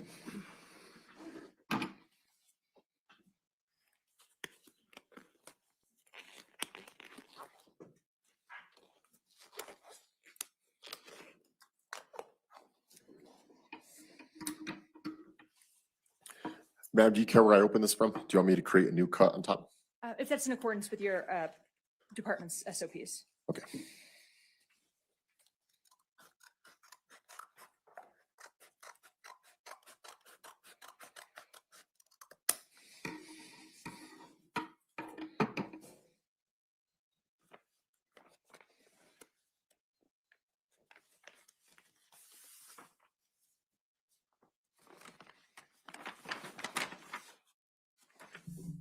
Okay. And what document or documents are was contained in State's Exhibit 80? This is the document that we had just described and explained. It's an advise/waiver of constitutional rights, a form from the Santa Fe Police Department. And would you like me to read through it? If you'll just hit the basic points. Yep, it essentially outlines who is conducting the interview. My name is listed up at the top, Detective Javier V. Hill. And then it appears to have the initials of Isaac Apodaca through each of his constitutional rights, as well as the case number pertaining to this incident, the date that this was completed, which was October 29, 2022. And then this appears to be the signature of Mr. Isaac Apodaca, dated October 29, 2022, timed at 3:46 p.m. And then my signature at the bottom, along with Detective Mariah Gonzalez's signature at the bottom. And is this the actual form that Mr. Apodaca signed and initialed in front of you during your interview? Yes, this is the original. Your Honor, move to publish using the Elmo? Yes, May I first witness? yes.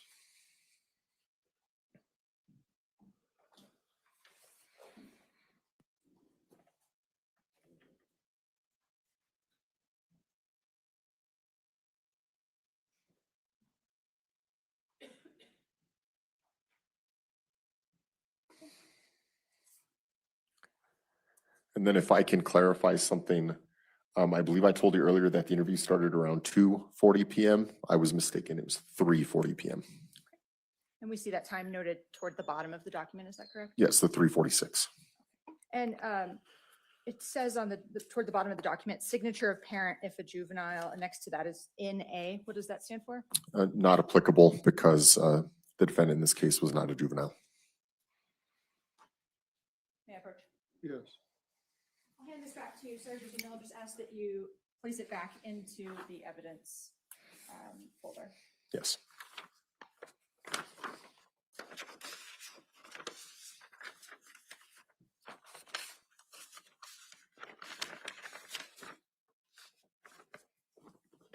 Thank you.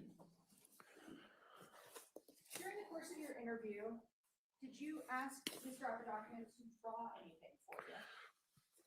Yes, I did. During our interview, Mr. Apodaca described to me the layout of the address where the incident occurred, 5941 Jaguar Drive. And he also described several bladed weapons that were on scene. This included a sword, which you all saw earlier, a dagger, which you all saw earlier, as well as what he described as a butterfly knife, which to my knowledge was never recovered or observed at the scene.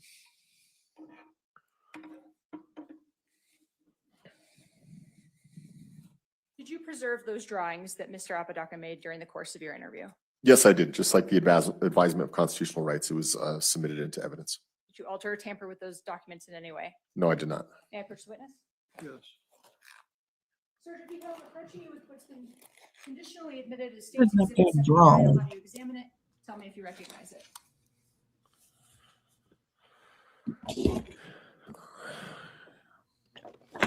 Yes, the description on this says drawings completed by Mr. Isaac Apodaca. It shows that it was collected by myself on October 29, 2022. It has the case number associated to this incident. On the top, I can see my sloppy handwriting, initials and date, JJV 11/2/2022. And on the bottom, there appears to be a secondary sill, MJ or MT, maybe Maria Tena, dated 3/4 of 2026. And you personally tagged those items? Yes, I did.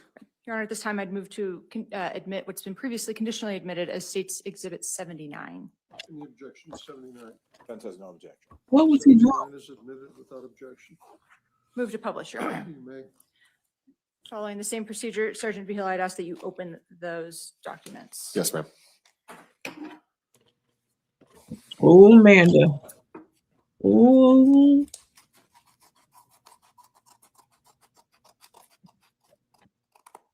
That's a good damn question.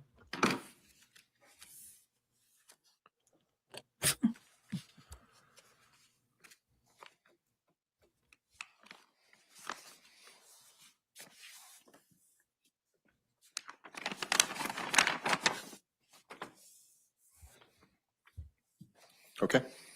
Can you please arrange those documents in the order that you would prefer to discuss them?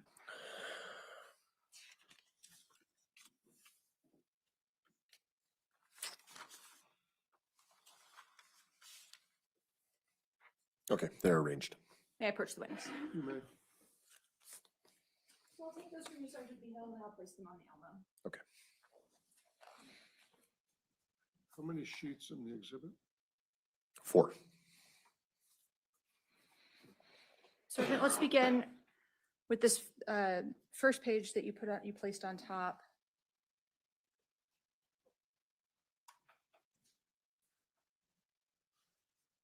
What's visible on this first page?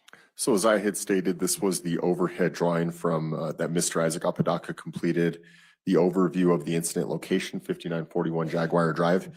You can see the address there written on what appears to be an illustration of a building closest to what is written as Jaguar Drive. And then it shows the boundaries of the property, and then the other little square representing the dwelling on the top part of the paper labeled as garage. And then it appears as though Mr. Apodaca wrote where the TV is at, and that Grace and Kiara were inside of the garage. It's also signed and dated at the bottom. That appears to be either Mr. Apodaca's signature or initials, along with the date of 10/29/2022.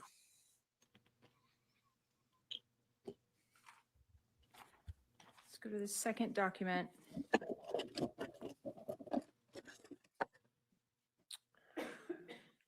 What was the second document contained within the exhibit? The second document was what Mr. Isaac Apodaca described as a sword that was there on scene and that was used during the incident. It was described as stainless steel with a black hilt and a black sheath, otherwise known as a scabbard. As you see in parentheses next to the stainless steel part, it's written battle ready. I was, and you'll see in the interview later on, I was advised that this meant that it was very sharp. Again, at the bottom, it's dated 10/29/2022 and appears to have Mr. Apodaca's either signature or initials. Thank you. Let's go to the third document contained within the exhibit. What is this exhibit? This exhibit was the dagger that the jury saw earlier this week. Same thing, stainless steel in parentheses with battle ready next to stainless steel. Again, as described by Mr. Apodaca, is meaning of a very sharp, or something to the effect of very sharp. A black guard was also used to describe it, as well as a brown handle. And again, on the bottom, we have the date of 10/29/22 and either Mr. Apodaca's signature or initials.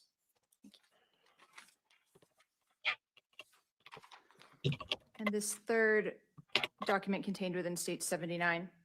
This was the described butterfly knife by Mr. Isaac Apodaca, described as having a black blade, black handle with I'm not entirely sure what that says at the end, nor do I recall what he said that was. Again, it's dated at the bottom 10/29 of 22, and there is a signature and or initials from what appears to be from Mr. Isaac Apodaca. Again, this butterfly knife, I never came across in my investigation physically when the scene was processed. Thank you. May I approach the witness, Your Honor? Yes. Sergeant Peel, I just ask that you place these back in the evidence folder for this item. Yes, ma'am.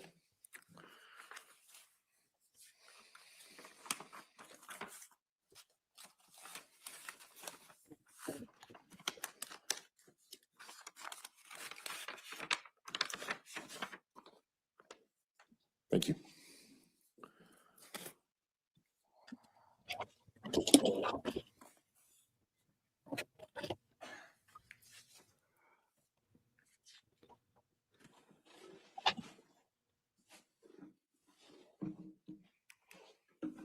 Let's talk for a minute about your interview with Kiara McCauley.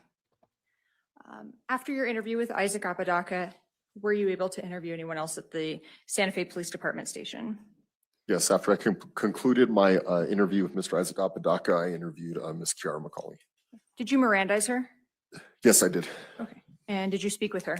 Yes, I did. Without relaying anything that Ms. McCauley stated or said during her interview, can you please inform the jury what you noticed about Ms. McCauley's demeanor during the interview? It was abnormal. She had little like twitches and unusual things that she would do while she would talk. Sometimes she would seem like she was talking to herself. Yeah, just a little bizarre and unusual. Again, without saying anything she may have said during her interview, at any point did she show you anything on her body? Yes, during the interview, she did show me some of the tattoos that she had on her arms and on her hands. The jury's already heard that after your interview of Kiara, we know that she and Isaac were both photographed. But was anyone else interviewed at the station that afternoon or evening? Yes, Miss Lanny McCauley was interviewed at the police department. I did not conduct that interview myself. That was delegated to Detective Jared O'Leary. Have you reviewed that interview or been briefed on it by Detective O'Leary? Yes. After your interview of Isaac and Kiara that on October 29th, 2022, what were the next initial steps in your investigation? A couple days after I interviewed or spoke with again to the victim's mother, Roma, and then I did my own formal interview with Miss Lanny McCauley, or I'm sorry, not Lanny McCauley, the defendant's mother. Her name is slipping my memory right now. Does Linda Montoya sound accurate? That's the one, yes.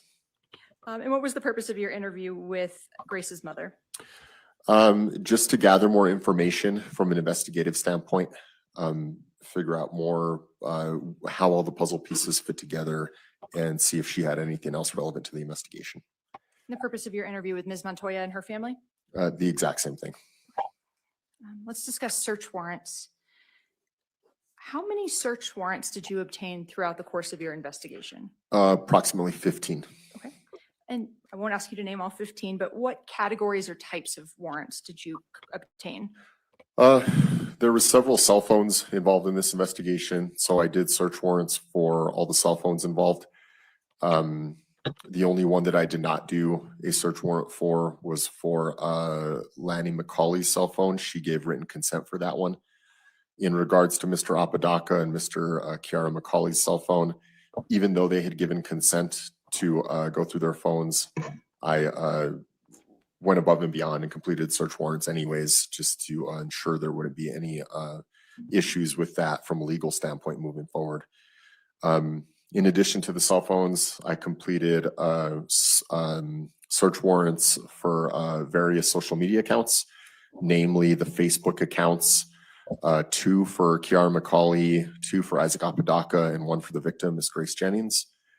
I completed search warrants for 2 devices that were found on the scene, a tablet device as well as a computer device. And then I completed search warrants for the DNA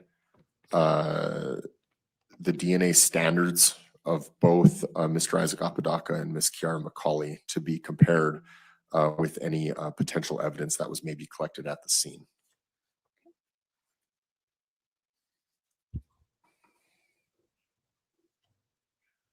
You mentioned social media warrants. What platform or company did you obtain social media warrants for? Facebook, I believe, or around that time, they're transferring to officially being referred to as Meta, but Facebook and or Meta. Okay. Have you ever used Facebook yourself? Yes, I have. Okay. And what features have you personally used on Facebook that allow you to be familiar with it? Pretty much all of them. You can keep in touch with friends, look at different timelines, post stuff on your account for selected friends to see or the public to see. There is an associated communication application with Facebook, commonly referred to as Facebook Messenger. Through that platform, I've had personal experience communicating, sending messages through that, as well as making and receiving phone calls through that platform. Describe kind of the experience of using Facebook Messenger to communicate with someone. Facebook Messenger, for all intents and purposes, is just like sending a text message. You type a message in it and you can send it to one of your friends or to someone, and then you can get a response from it, but it's no different than text messaging. The phone call feature for Facebook Messenger, it's also similar to making a normal phone call. It's just with lack of having a designated phone number or having a cell phone company carrier. So instead of calling a phone number, are you calling that person's account essentially? Yes. Okay. As a member of law enforcement, do you have any tools available to you regarding Facebook or Meta? Yes, Facebook/Meta has a what's referred to as a law enforcement portal. And this is an area within the Facebook website where law enforcement can go and make various requests, such as preservation requests, or submit search warrants or other forms of legal authority for Facebook to then review, and if legally sufficient, provide whatever information is being requested. And what is the purpose of a Facebook preservation request? A Facebook preservation request is something that we do very early on in this investigation. I believe I delegated Detective Richard Hildebrandt to do the Facebook preservations for this request. And what a Facebook preservation does is it's a document signed by a law enforcement professional or affiliate to send to Facebook and let them know that there's data on an account that we need them to save for us and not delete or not allow to be deleted.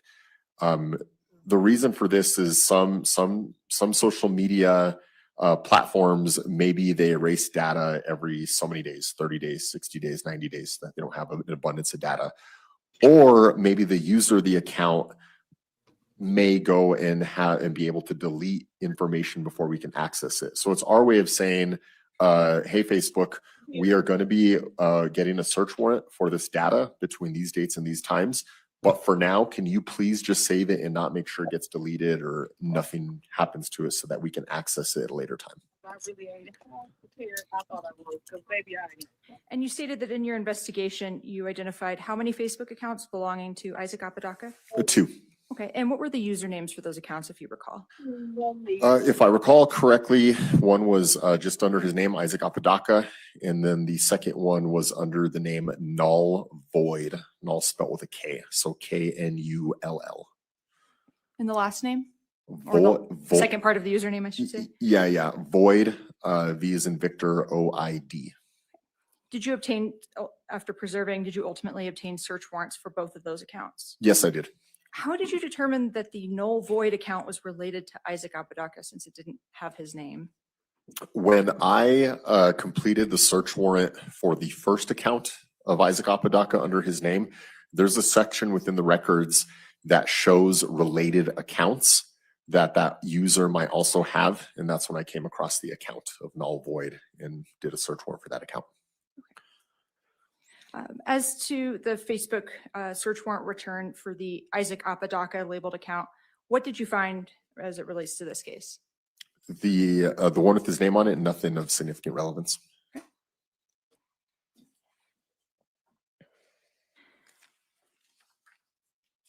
Let's go back and give a little bit of context. During the course of your interview with Isaac Apodaca, you mentioned that you accessed his phone with his permission. Is that correct? That's correct. Okay. And when you accessed his phone with his permission during your interview, what apps or accounts did you access on his phone?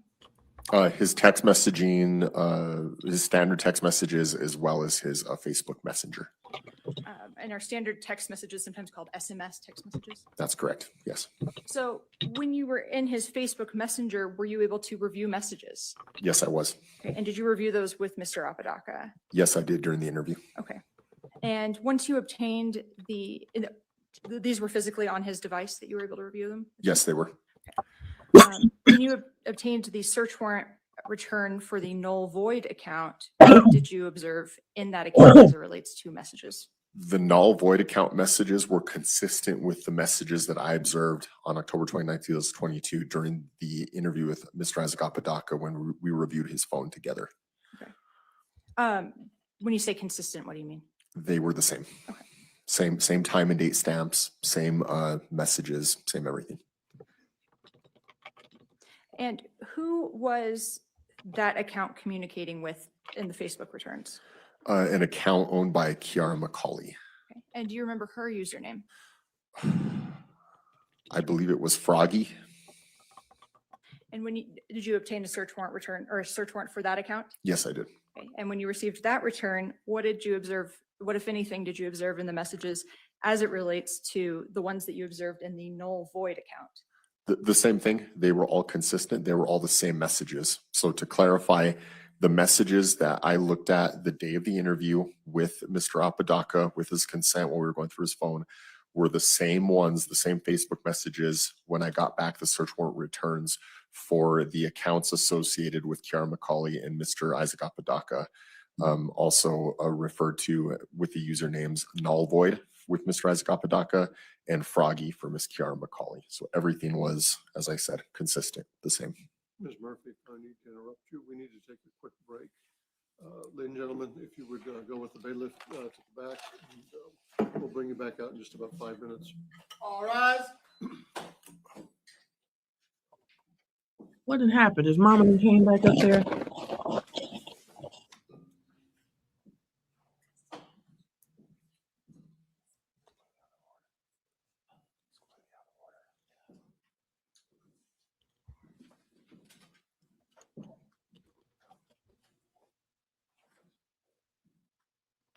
You may be seated in the courtroom.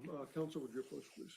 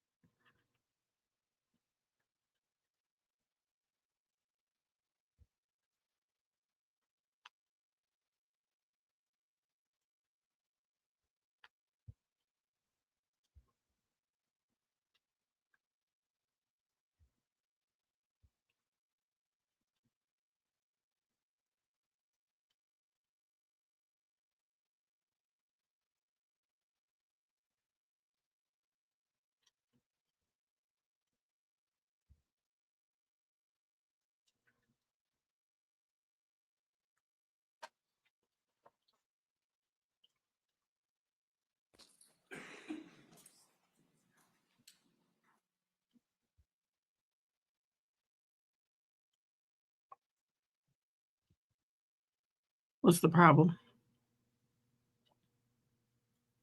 Exactly.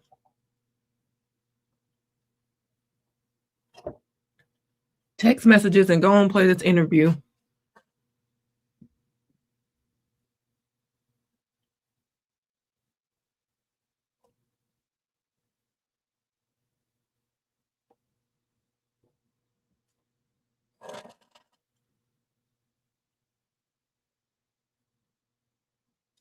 Yeah, he said they were only going to make it about an hour and 15 in.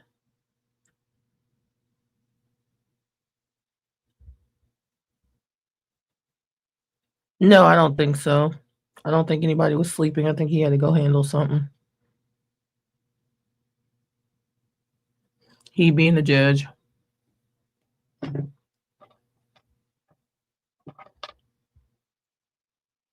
They just need to go ahead and drop these text messages, and Isaac either gonna sink or swim when it comes to the text messages, and then Kiara gonna get up there with her Delulu self, and she either gonna solidify these text messages or make everybody think she just crazy. Well, I don't think that's either or, because I think we know she crazy. But I don't think she's the victim her mama wants to portray her to be.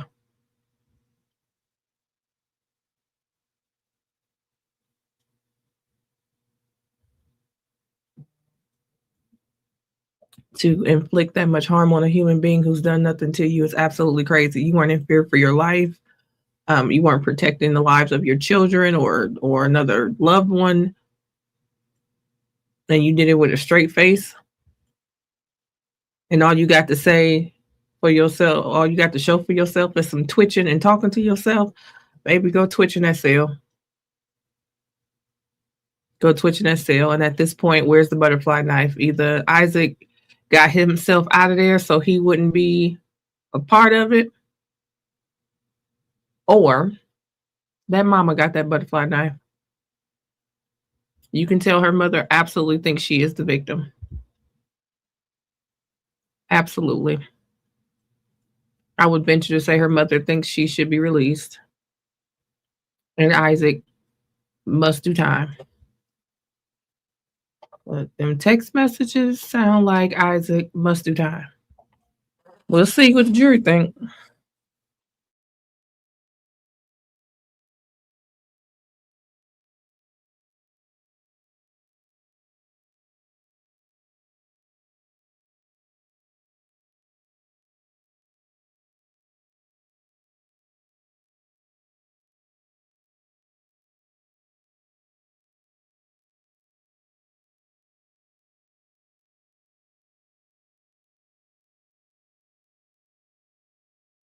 On the record outside the hearing presence of the jury. The juror is Ms. Lujan. Two things. One is I mentioned at the bench earlier that I had observed that she appeared to be nodding off a couple of times, 3 times since they've come back in. Also, the bailiff, when I asked who her name was, indicated that she had told him that she was in some type of an accident this weekend and was having a hard time concentrating on what was happening. So let's call her in and see how she's doing. Do we know if she's seated or if she's an alternate? What's that? She's seated. She's Let me right. see. I think she's like number 3.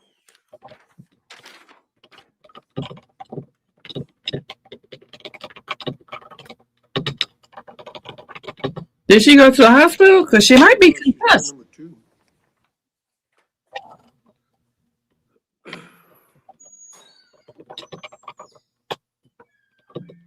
Off the record until she comes in.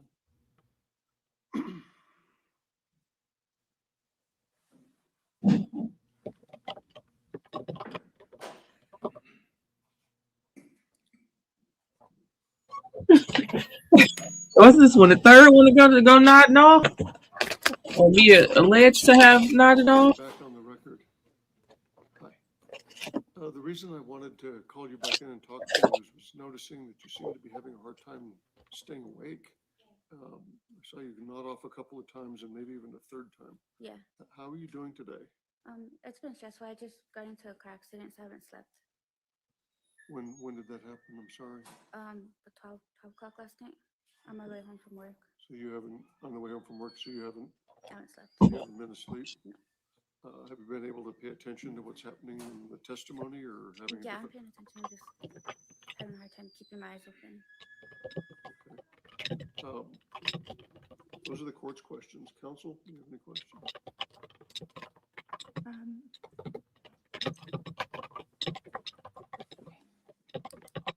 Your Honor.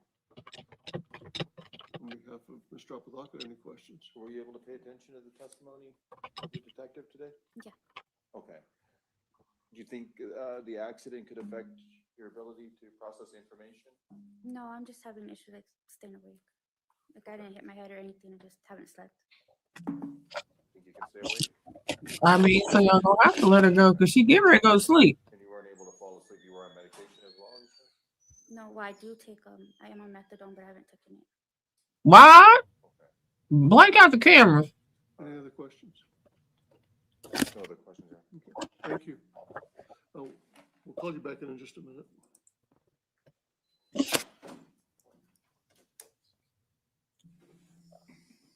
Next question. Did you cause the accident?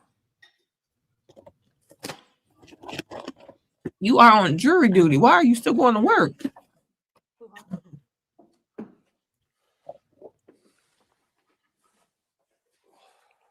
She was seated number 3 on your list, so she's juror number 2 on this panel. Concerns, issues, requests from the state. Your Honor, I think it would be prudent to strike her at this time. She has not slept, which I think is very different than a prior juror who had like a temporary nod off. She said she did say she's having a hard time keeping her eyes open. We're very, very early on in the day. Obviously, she's not going to have the opportunity to sleep. She as the said day 12 goes this on. morning. So there's not a reasonable expectation that this would improve for her physically. So I think it would be appropriate to remove her. She also was in a car. She said she was in a car accident at midnight last night. So the lack of sleep, the difficulty. Yeah, this ain't gonna do nothing but get worse. And honestly, y'all better make her call an Uber home because she hurt somebody. On behalf of Her Mr. body is shutting down. Yeah, Judge, 1 second. Mr. Mayor.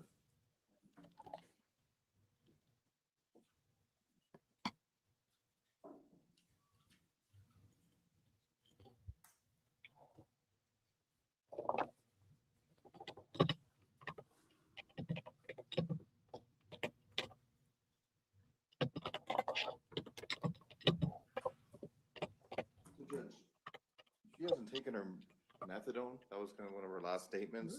Yeah, That's pretty concerning because she doesn't take it at the same time, she'll get sick and she'll probably won't be able to make it here eventually anyway. So I think at this point, we're going to agree with the state. okay. She'll be struck at this point in time. I'll give instructions to the bailiff to go ahead and release her, and then he'll walk her out. Okay. That Okay. brings up an issue about the alternates. So alternate number 1 would become juror number 12, and that was the juror seated number 44.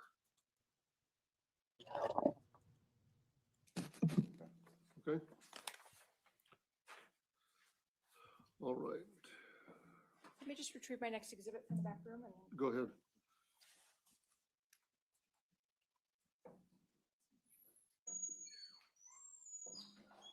Yeah, the medication would be concerning as hell as well. But what I'm saying is, like, if she's that sleepy, she should not be allowed to drive home.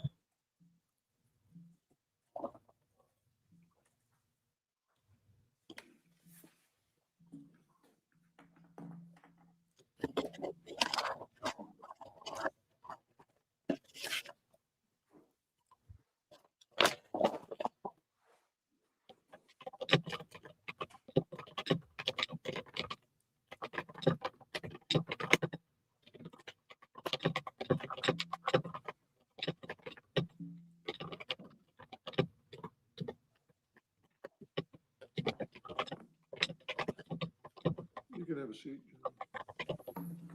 We're off the record.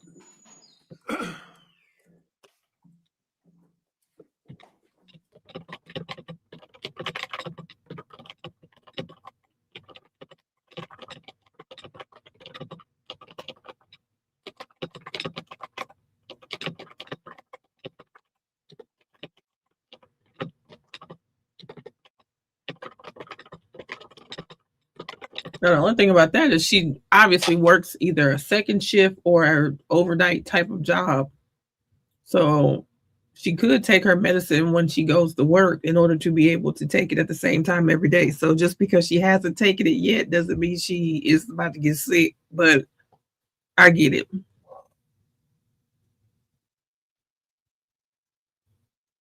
Okay, Lane, I guess the world is about to speculate, honey.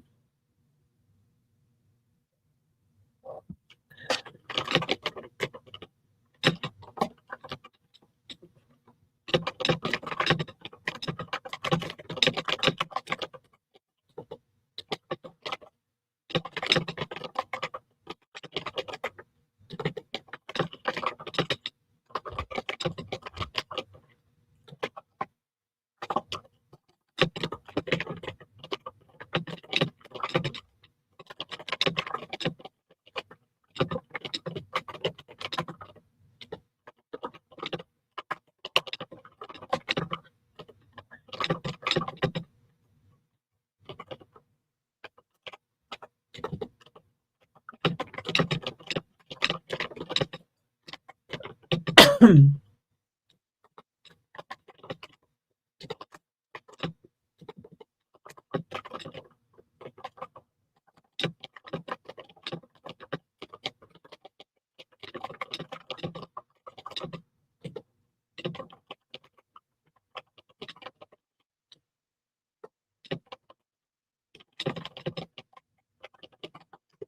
really don't want them to let her drive. I really and truly don't.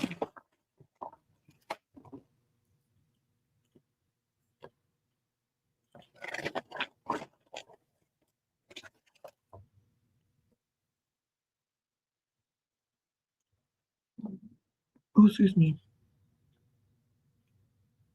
Oh, Lord, Nikki, I'm glad you're all right.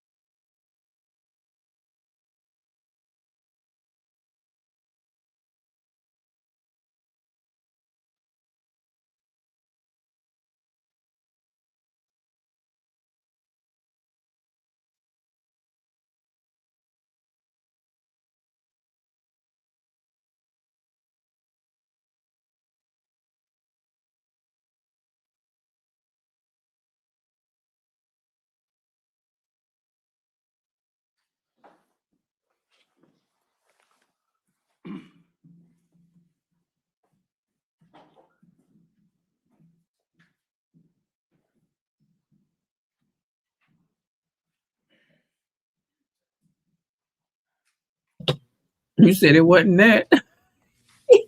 They said she was laying it low, spread it wide under Isaac's Be management. seated in the courtroom, ladies and gentlemen.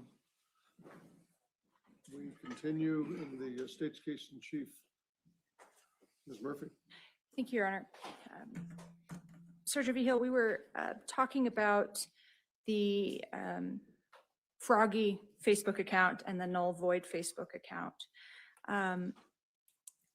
When you obtained the records for the Froggy account, Kiara McCauley's account, and the null void account that you determined to belong to Isaac Apodaca, did the messages in each of those accounts align with one another? Yes, the messages align with each other. The ones between the two accounts were the same. Thank you. And are those the same messages that you reviewed physically on Isaac Apodaca's phone during your interview with him? Yes. Okay. When you receive a search warrant return from Meta for Facebook account records, does that come with a certificate of authenticity of domestic records of regularly conducted activity? Yes, it does. Okay. And did you receive one of those certificates of authenticity for each of the accounts that you pulled? Yes, I did. Okay. And was it was it the Froggy McCullough account that, and the account identifier ended in 5266? Yes.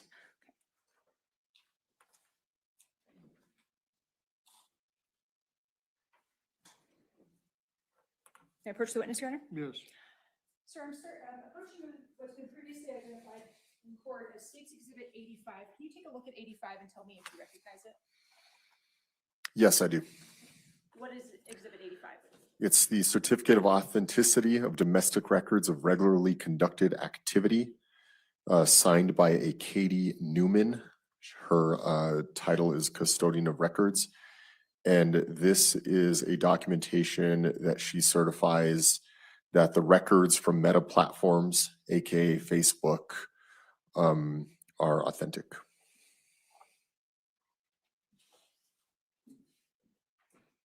Your Honor, at this time, I move to admit State's Exhibit 85.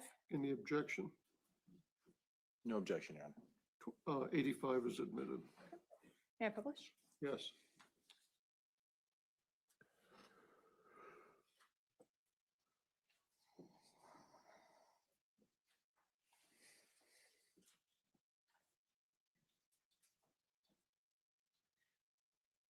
Does this contain the language that accompanied your Facebook return for the Kiara McCauley, aka Froggy McCullough, Facebook account? Yes, it did. Okay, and I see a very lengthy number. I'm going to use my pen to identify it. Can you just read this first four or the last four digits of that account identifier? Yeah, the last four numerics of that account identifier are 5266. Thank you.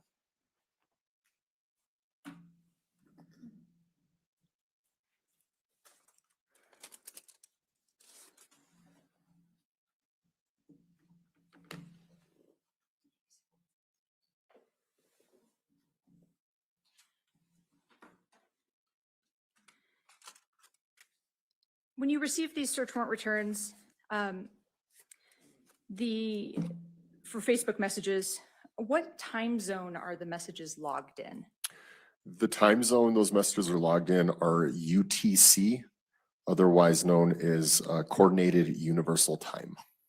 Are you familiar with UTC or Coordinated Universal Time? Yes, I am. How are you familiar with UTC? I had experience with UTC time through my time in the military, the United States Marine Corps, as well as explanation and exposure to it through a mobile device investigations class that I took. Okay, and what is it? Coordinated Universal Time, UTC time, is essentially a way for the entire world to all have one frame of reference for keeping track of time. So as you all know, like here in New Mexico, we observe daylight savings, but some other states, they might not, which can create inconsistencies if we're all trying to be on the same page of time. Now, UTC time is commonly associated with GMT time, which is a Greenwich Mean Time.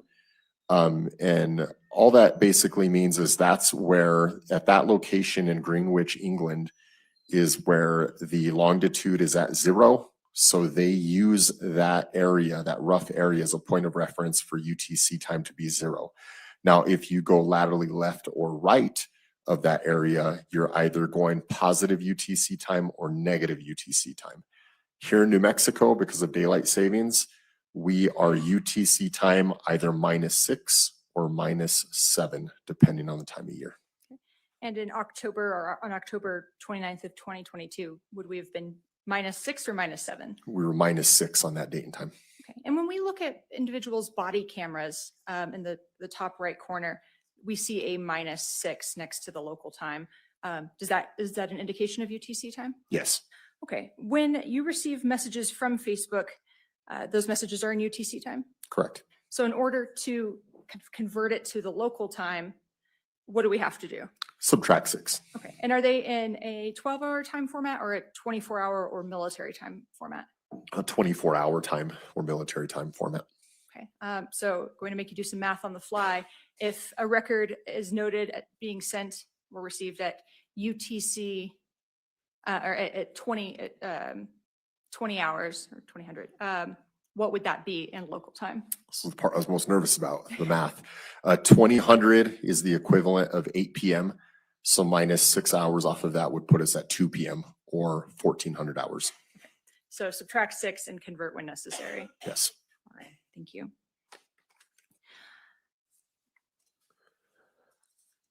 May I approach the witness? Yes. Sir, to be held approaching you with what's been marked as State's Exhibit 87, I'll ask that you take a look at it and tell me if you recognize it. I do. What is State's Exhibit 87? It's records of the Facebook account messages from Miss Kiara McCauley's account. I reviewed them today. This is my signature and today's date on it, 7/13 of 2022. And does this exhibit fairly and accurately depict the messages that were exchanged between the Froggy McCullough account and the Null Void account in the October 28th to October 29th timeframe as it relates to this case? Yes, they do. Your Honor, at this time, I'd move to admit State's Exhibit 87. Any objection to 87? No objection from defense. 87 is admitted. Move to publish, Your Honor. Yes.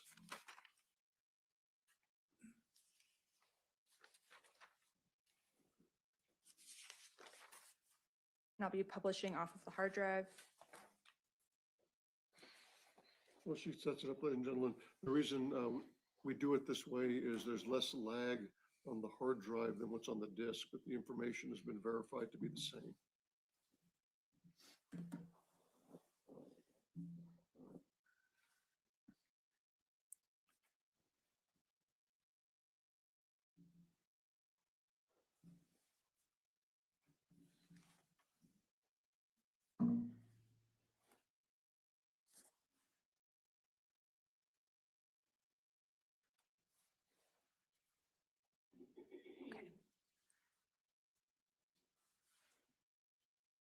Just zoom up a little bit.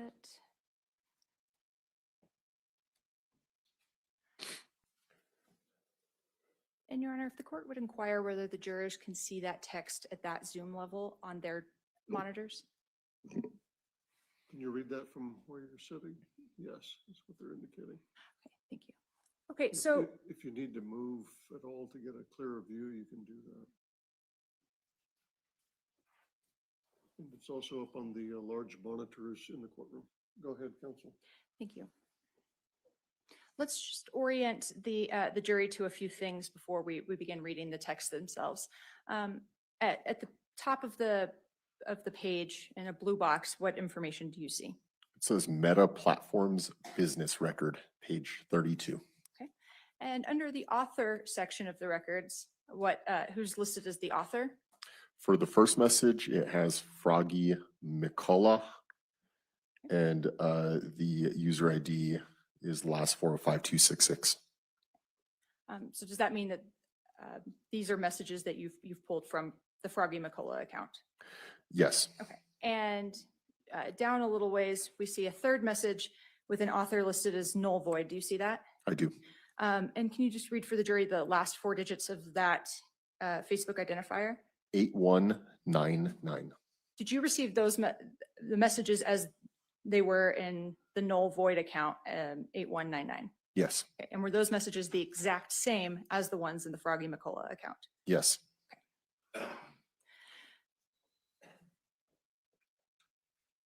So starting with these messages, we won't read every single one, understanding that the jury will have the opportunity to. What was the date and time that the first message was sent? I'll first have you read it in UTC, and then I'll make you do some math on the fly. Yeah, UTC time for this one was dated 2022, 10/29, 05, 4, 8, and 12 seconds of UTC time. That's 5 a.m. in the morning. If we subtract 6 from that, don't quote my math on it, but I believe that would put us at 23, 48 hours and 12 seconds, otherwise known as 11:48 p.m. Mountain Standard Time. And what does that first message say? Have her drop off her shot and the cat, then go to the park. My mom is up. ATM, I need a quick escape. I'm going to go to the porch. Avoid the porch. In the next message? Did y'all just get to the garage? And I should clarify, is this conversation exclusively between the Froggy McCullough and the null void accounts? Yes, from what I can interpret, yes. And so after the Froggy McCullough account asks, did y'all just get to the garage? What does null void respond? Stay in the back room. And what do they say back? Froggy McCullough replies back, I'm already on the porch with the door locked. In the course of your investigation, in particular your interview with Isaac Apodaca, did Isaac tell you the time that Grace arrived at 5941 Jaguar? I'd probably have to refer to my my report to see more of a definite time on that. I know an approximation. What's the approximation? Between about around 2300 hours or 11 p.m. on October 28th, 2022. And when we do the UTC conversion from 5:48 a.m. on October 29th and we subtract 6, does that change the date as well? Yes, it does. It brings it to the day before. Okay, so these messages would have started at approximately 11:48 p.m. on October 28th. Is that correct? That's correct.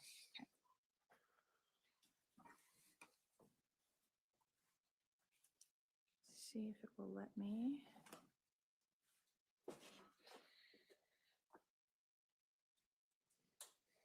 Sorry, when I cast to the second monitor, it is glitchy.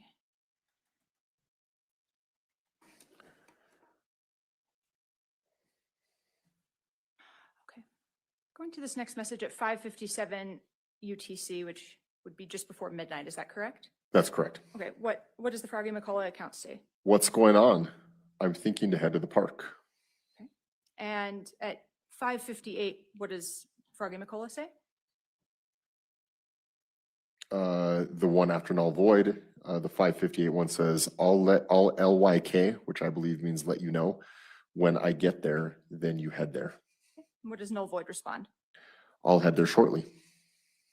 And what does Froggy McCullough respond? She's with you, yes? And what does null void state? Yes. And then null void again at 6:04 UTC? We are talking, but we will head there shortly. And then Froggy's next response? In the body of it is some kind of like an image or something like that. So when we see those two little square type brackets, what does that mean in terms of what you were able to see in the messages on the phone? From my investigation, I learned to see that means it's like some kind of emoji or some kind of picture or something that was sent that isn't encapsulated on this particular record. Do you recall the type of emoji that the Froggy McCullough would most frequently use in this context? Yeah, it was like some kind of like dog or something like that. Or did she ever use a mushroom? Yeah, she'd use a mushroom as well. Yeah. And is that something you discussed with Isaac Apodaca? Yes, I believe so. Okay, so what does Froggy McCullough then say after she sends some sort of emoji? I'm sitting at the table. Make it seem as though you promised to meet with a friend. Going to page 33, which is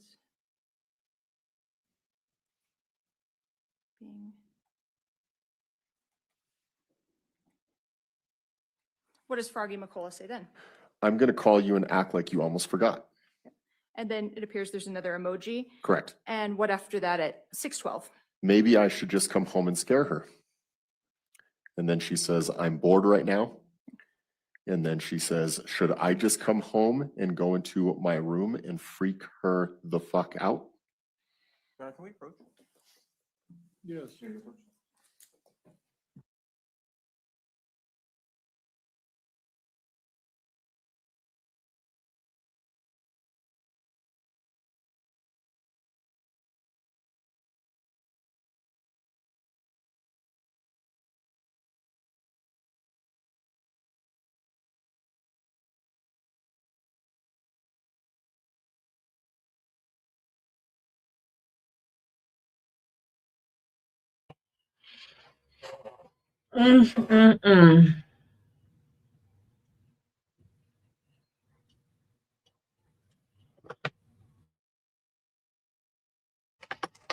I really can't.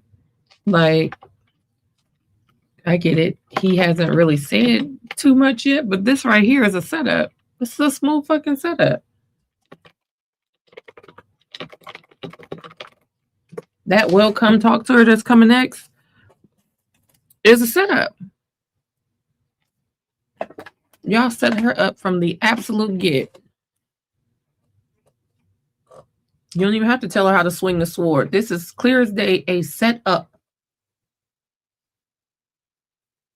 Purposely staying away from the house because you knew she wouldn't be there if you were there.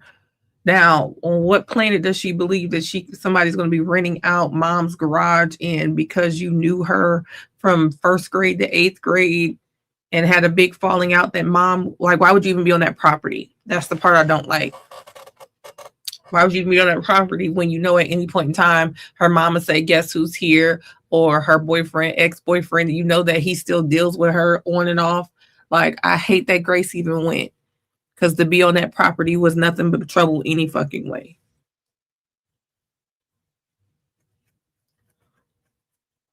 That was the setup right there. And rented that garage. Come on. Like, that being on this property, damn, I wish she didn't have to do it. But the fact that all the things that we knew that she had with her, including her birth certificate, social security card, multiple bags, a bin, her laptop. Like, this feels like she didn't have nowhere to go. But if it sounds too good to be true, oh, Kiara's not here. I just rent the garage. It's just me. Like, it. You may continue. Thank you. So after the message stating, should I just come home and go into my room and freak her the fuck out? What did the null void account respond? We'll come talk to her. And what was the next message? From Froggy, you're coming to me or I'm coming to you. And then should I keep reading them as you scroll through for sake of time? Please. Okay.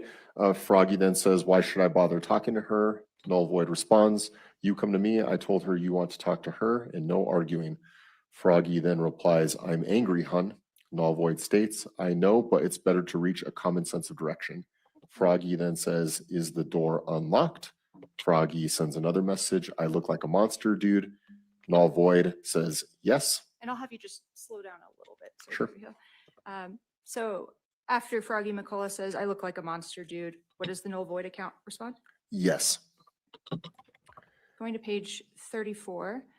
Froggy says, I don't have anything nice to say.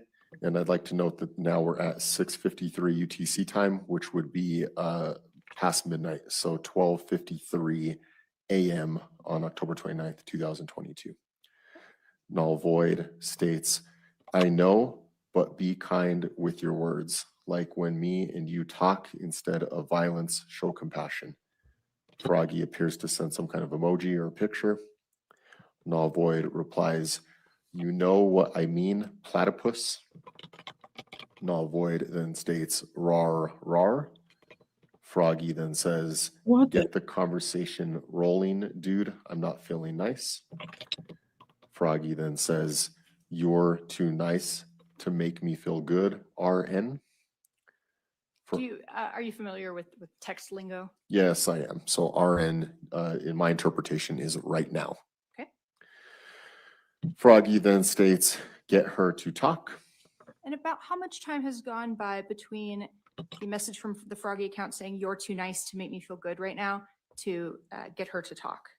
It appears approximately 14 minutes. Froggy then states, not just fun stuff. Froggy sends another message stating, I have things I want to talk about, but she's not going to respond well. She's never been the one to listen. Froggy then says, get her to talk so I have somewhere I can butt in.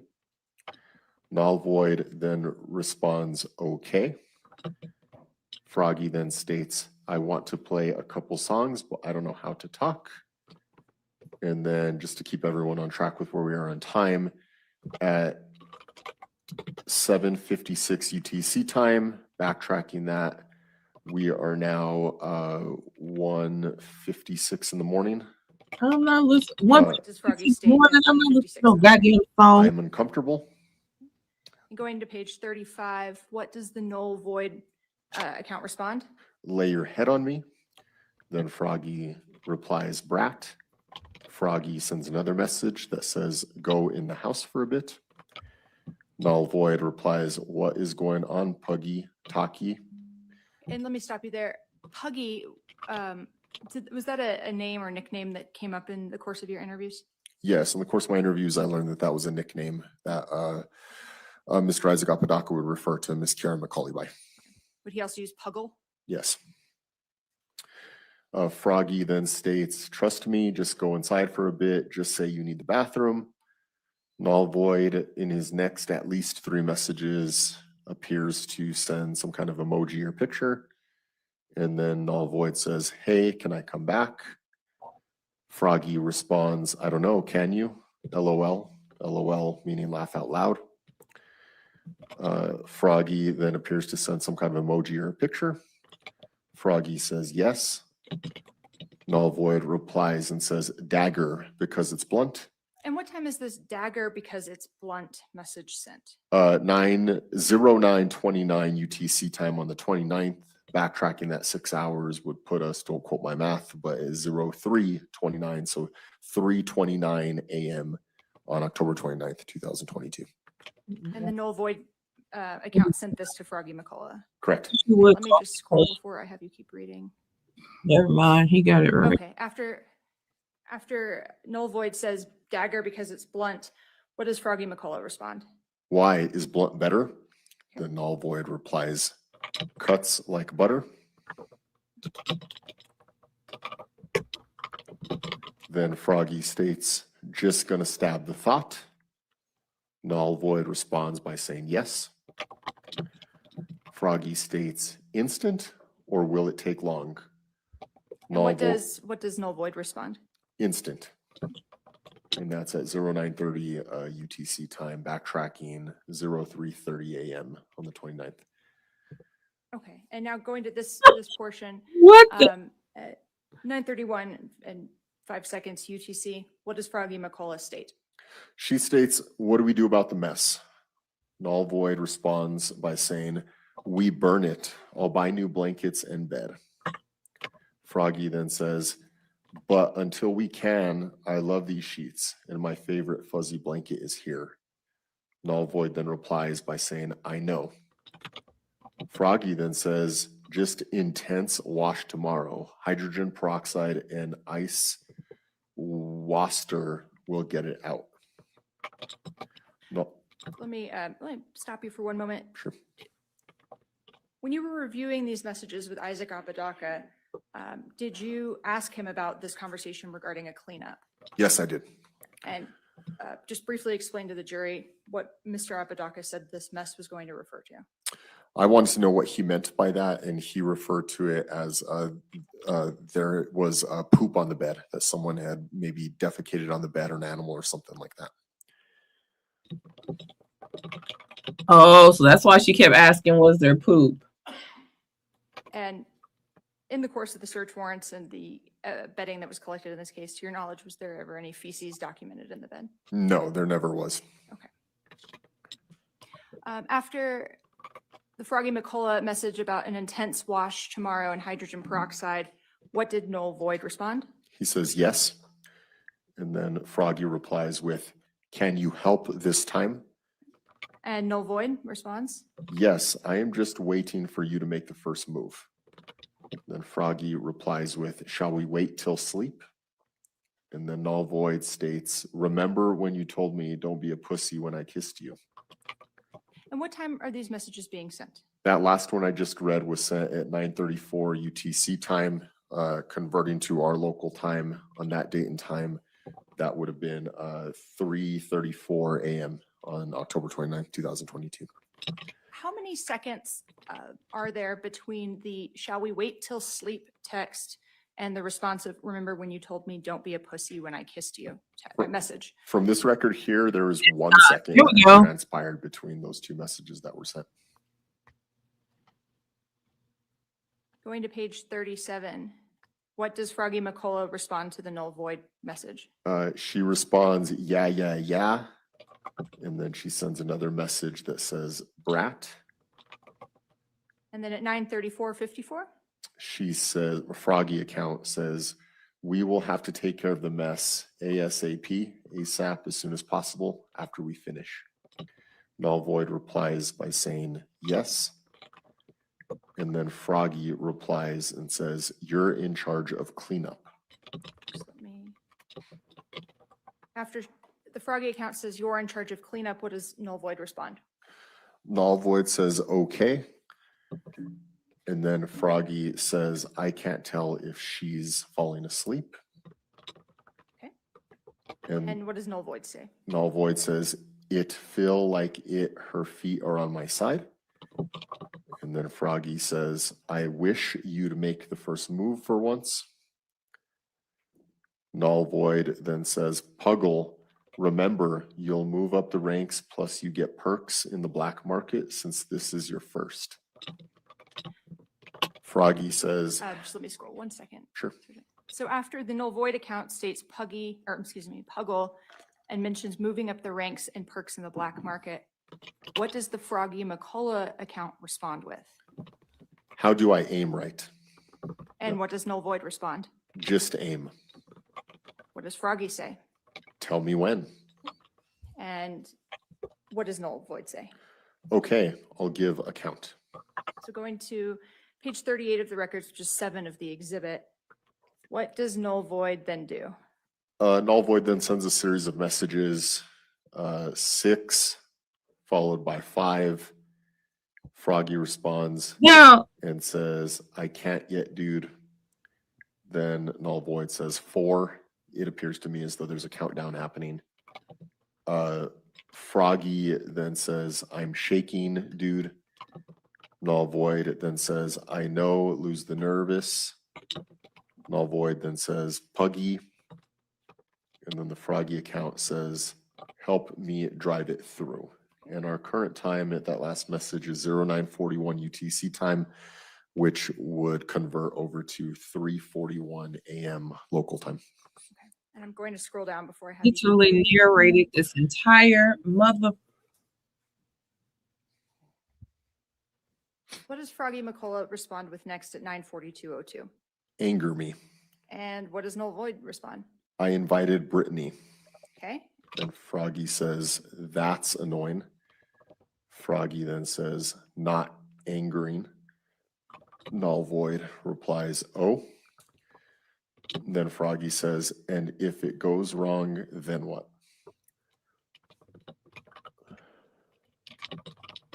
At 9:44, what's noted? It appears null void received a video chat with Otter, but missed that video chat. And then the next at least 2 messages appear to be null void, sending 2 emojis or pictures. Actually, the next 4, 5, 6, 7, 8, 9, several messages are null void, sending some kind of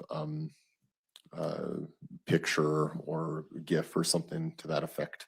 At one point, Froggy McCauley at 9:45 UTC time sends a question mark. Okay. And then what does the null void account do? Sends another series of the same unknown images.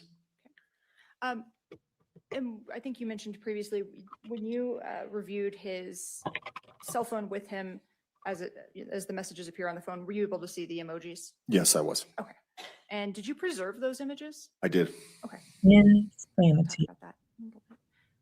All right. What did, I can back up if I go a little too fast. Going from page 39 into page 40 at 9:45:48, what does the Froggy McCullough account state? You're cute.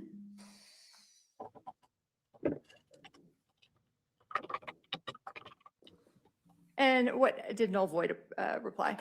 How so? And then Froggy appears to send some kind of image that is captured on these records.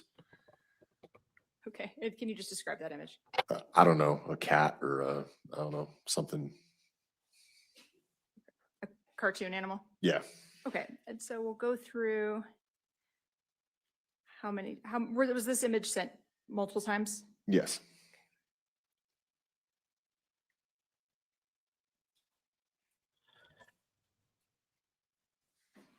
Scrolling into page 43, has this image just kind of continually been sent?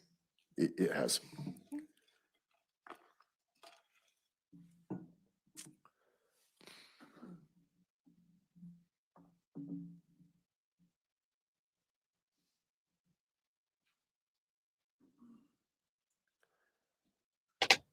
And as you're scrolling, it appears these are all still Froggy sending them. Thank you. We're now on page 47. Is that same message just being kind of continually sent? Yes, it is. Okay.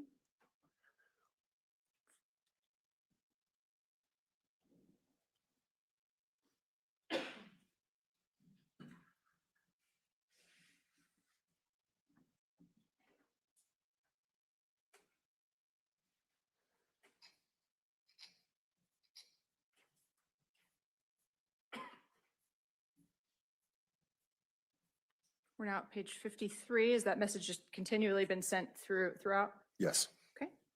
And now going to page 54. The Froggy account at 9:46 UTC time converted to local is 3:46 a.m. on October 29th, 2022. Froggy says LOL. Null void replies by saying Fred. What does Froggy McCullough then say at 9:46:56? My leg is asleep and spasming. Null void responds by saying, I know she is also shivering a lot and I'm ticklish, LMAO. LMAO meaning, I believe, laugh my ass off. Froggy then says, sorry. During this time, did you learn from Isaac where everyone was located in the garage throughout the night? Yes, I did. Where were they? They were all co-sleeping on the same bed. Isaac was sleeping at the foot of the bed. And by sleeping, what do you mean? Do you mean sleeping or do you mean something different? Laying on the bed, at the foot of the bed. So after Froggy McCullough responds sorry at 9:48:04, what does she say at 9:49:49 UTC? Anger me. And what does null void respond? Well, for one, you can't look at your face. And then Froggy replies, remind me of everything she's done. This could have already if you had done the OG plan. Null void then states at 9:52 UTC time, converted now to 3:52 AM, October 29, 2022. She hurt you and had sold you into sex trade. Had you not flown out after the crash, she would have gone away with making you disappear. Froggy says, keep going. Null void replies by saying she is still lying. Looks like maybe some kind of image was sent there in that message. She is still lying about a lot and she's not willing to admit that she is the biggest piece of shit. Froggy says, keep going. Null void says, she makes you feel horrible for your skin color and your beliefs. Null void then says, I'm going to pretend to sleep so it looks non-conspicuous. In your interviews with Isaac and your review of the records in the case, did you become aware of who they were discussing in this conversation? Yes, I did. Who were they discussing? The victim, Miss Grace Jennings. Thank you. So now at 9:58:35, what does Froggy McCullough say? Help me. And then Null void responds and says, just do it. Froggy replies and says, be ready to grab her or a trash bag. Null void says, she is your list.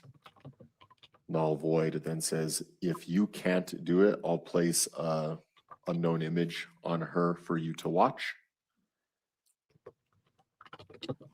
What does null void then say after saying they will place with an emoji on her for you to watch? He says, want me to do that? Then Froggy says, this ends now. And what time is this message sent of this ends now? Now we're at 10:02 UTC time, converting to our local time. It would have been 4:02 AM in the morning on October 29, 2022. And after she sends the this ends now message, what is the next message that is sent? Froggy says, I getting sword. Then Null Void appears to reply and say, I can get Christian to help and Chris. What does Froggy say? Froggy says, this ends now. Null Void says, I know. Then at 10:04 UTC time, which translates to 4:04 AM local time, Null Void says, dagger, because the sword will need to be hidden. Null Void sends another message that says she is awake. And then Froggy replies by saying IDK, which I believe means I don't know if I have the strength. I'll just have you pause while I scroll. Starting at 10:06:09 UTC, what does null void say? Her phone screen is dim. And then null void sends another message that says, also, if you can't do it, I'll have them do it and it will still count as your first. I'll just rewrite the report and submit it to the black market heads. Froggy then says, I don't think the dagger will go through both hoodies. Null Void then says, I'm willing to falsify your first. And there is an image that comes through on this one after first. Can you tell what that image is? That image appears to be a skull and a crossbones image. Okay. Then Froggy then says, let me do this. And then what's the next message? I'm using Zira. And then what does null void say at 10:09:03? And deposit your Bitcoin in your crypto wallet. Okay. So what is the amount of time that transpires between Froggy McCullough saying that she's using Zira or Shira at 10:09:02 and null void responding and stating, and deposit your Bitcoin in your crypto wallet? 1 second. What does Froggy McCullough then say? Grab a knife now. And then going from page 56 to 57, it appears the Froggy account says, you're helping me end this. Null void then says, then end it. The Froggy account then says, I'm done waiting and playing nice. Help me now. Show me the ropes. Then the null void account replies, I am saying just swing and don't regret the aim. Null void sends another message that says, what is holding you back? Another message from null void says, type it. Let me just scroll, get that at the top. What does Froggy McCullough respond at 10:19, 10 seconds? Hope, period, love, period, bullshit, period. And what does null void respond? Well, at what percentage are they? And That- Froggy? IDK, which I believe means I don't know.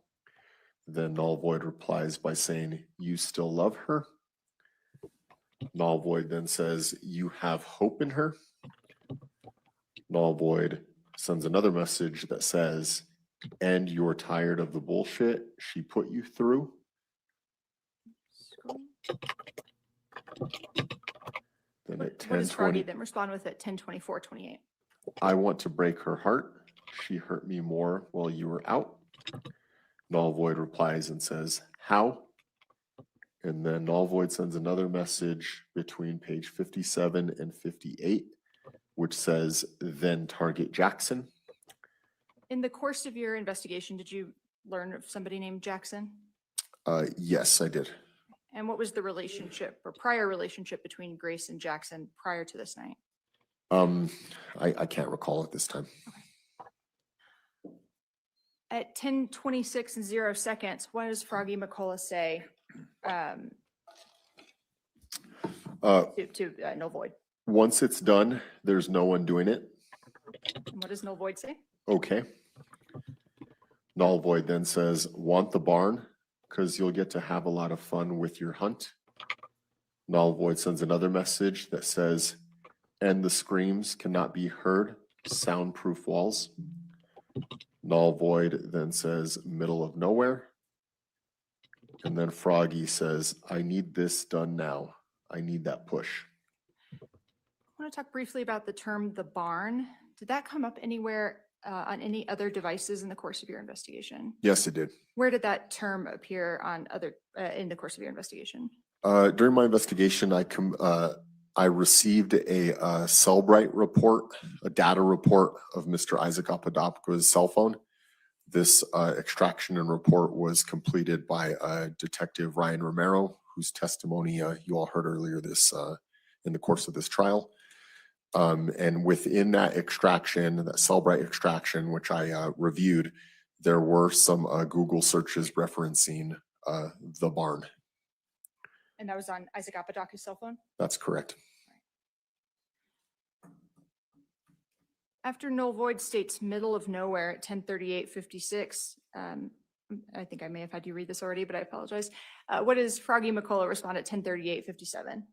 I need this done now. I need that push. And then the Froggy account says, but first I need to pee.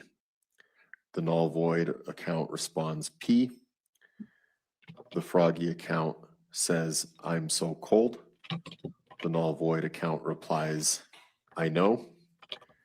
Then the null void account states the following at 10:40 UTC time, which translates to 4:40 a.m. local time. If you want the barn situated right with your tools, just say yes. The Froggy account replies, please help me now. The null void account says, you can do it, Abby. And then the null void account says, Durga. During the course of your investigation, did you hear any other references to the concept of Abby? Yes, during my interview of Miss Kiara McCauley, she referenced one of her personalities and she described it as having the name Abby. Going now to page 59, what does null void state at 10:44:18? Null void states, Puggle, if you want me set the barn up, I'll be going Wednesday. And Froggy responds, Now. Null void then replies, text. Froggy then replies, I just wish my blankets weren't in the way and her cats. and in terms of texting, so these are obviously from Facebook Messenger, correct? Correct. Were SMS text messages used in the course of this evening as well? Yes, they were in that same Cellbrite phone extraction report of Mr. Isaac Apodaca's phone. I also came across relevant text messages from this night. Okay, and those are contained in a Cellbrite report that we'll talk about in a little while. That's correct.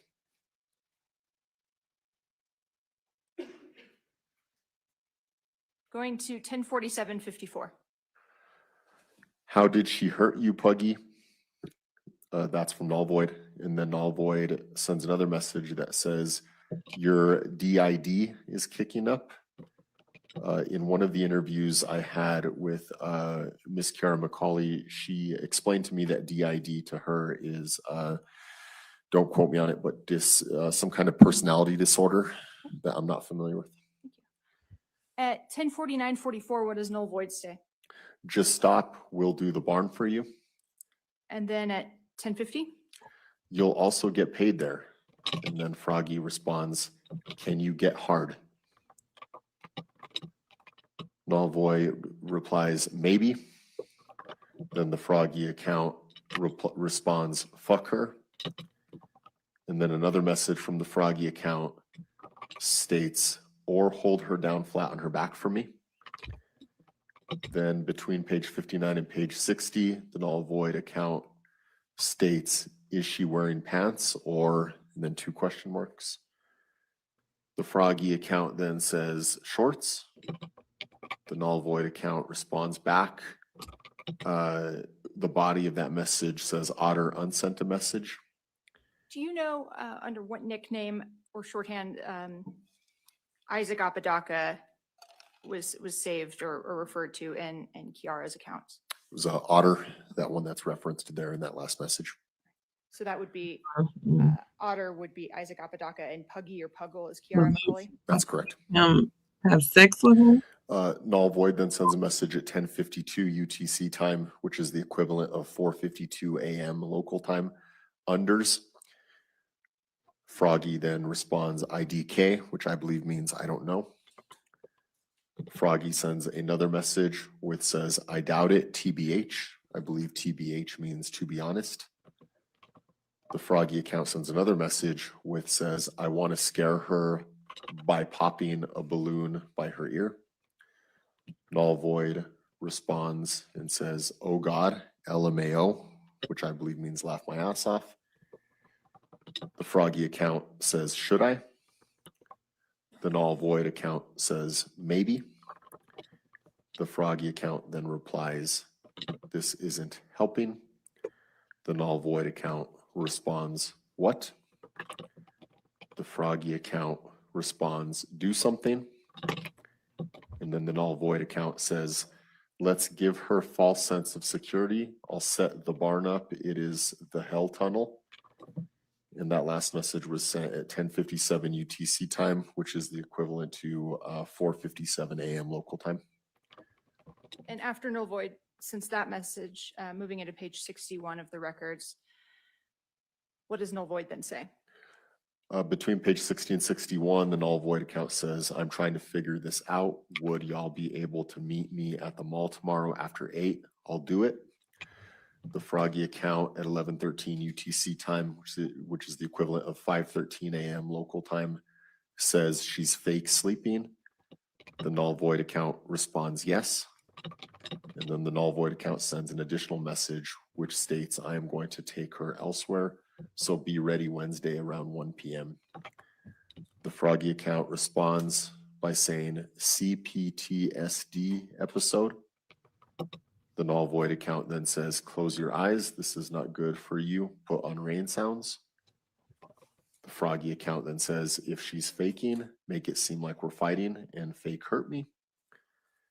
The Froggy account then says, the episode is real. Bit used to advantages. The null void account, if you can scroll down more, then says at 11:24 UTC time, the equivalent of 5:24 a.m. local time, says CPDSD will make you flip out. I can actually give you a stroke because when it flares, you twitch. The Froggy account responds, it's okay, trust me. The null void account says you will lose mobility to your right side of your body. The Froggy account says, I'll be okay. Another message from the Froggy account at 11:25 UTC time says, let's do this and have her get hurt in the process. The null void account says, how does she get hurt? In between page 61 and page 62 of the record, the Froggy account says at 11:26 UTC time, bring out the knife and miss me. The Froggy account says, not yet. Okay, scroll. At 11:28 UTC time, that's the equivalent of 5:28 a.m. The Froggy account says, put the knife away. The Froggy account then says, or go through with it. The Froggy account then says, start fighting me. The Froggy account then says, start beating her, please. Another message from the Froggy account says, having her here is already a trigger. Then at 11:32 UTC time, converted is 5:32 a.m. our time. The Froggy account says, even hearing her name and seeing her face. The null void account responds and says, why don't you hit me while I fake sleep? The Froggy account says, make me a worse bad guy, no thanks. The null void account says, not really. The Froggy account says, just hurt her. The Froggy account sends another message that says, badly. The Froggy account at 11:33 UTC time, converted is 5:33 a.m. our time, says, please. The null void account sends some kind of image or GIF that we can't see. And then the Froggy account sends a message at 11:34 UTC time that says, this sounds bad, but show me how much you love me. The Froggy account then sends a message that says, this is when your Hulk side can come out. The null void account then says, I know. The Froggy account replies, please. The null void account responds, I'm trying to figure out how to bring him out. At 11:35 UTC time, converted 5:35 a.m. our time, the Froggy account says, this is pointless. You won't do it no matter how many opportunities you have. The null void count says, puggy. The Froggy account replies back, you don't love me. I get it. The Froggy account sends another message that says, no one does. The null void account says, hit me. At 11:36 UTC time, the Froggy account says, my right leg is out of commission. Another message from the Froggy account states, there goes the spasm again. The null void account then says, why is it a vibrator? The Froggy account says, LOL. And then between page six. Let me stop you because there's Sure. a reference to a vibrator. There were no sex toys collected in this case. Not that I ever was made aware of. As far as I know, in the processing of the scene, there was never a vibrator collected or any sex toys. The mention of a vibrator in your review and discussions with Isaac, does that relate to the spasm that's purportedly going on here? I was out here and I'm not sure. him. Going into page 64, what does Froggy McCullough say at 11:37:23 UTC? Do something. And then the Froggy account says, ow. And then the Froggy account says, not to me, shithead. And then the null void account says, shithead, we fake fighting. The Froggy account says, it actually hurts though. The Froggy account at 11:38 UTC time, converted our time is 5:38 a.m., says, ow. Then the Froggy account says, my foot is literally up your ass. The null void account says, meep. The Froggy account replies and says, get out of the blanket and go full Hulk on her. Oh, too far. Yep, sorry about that.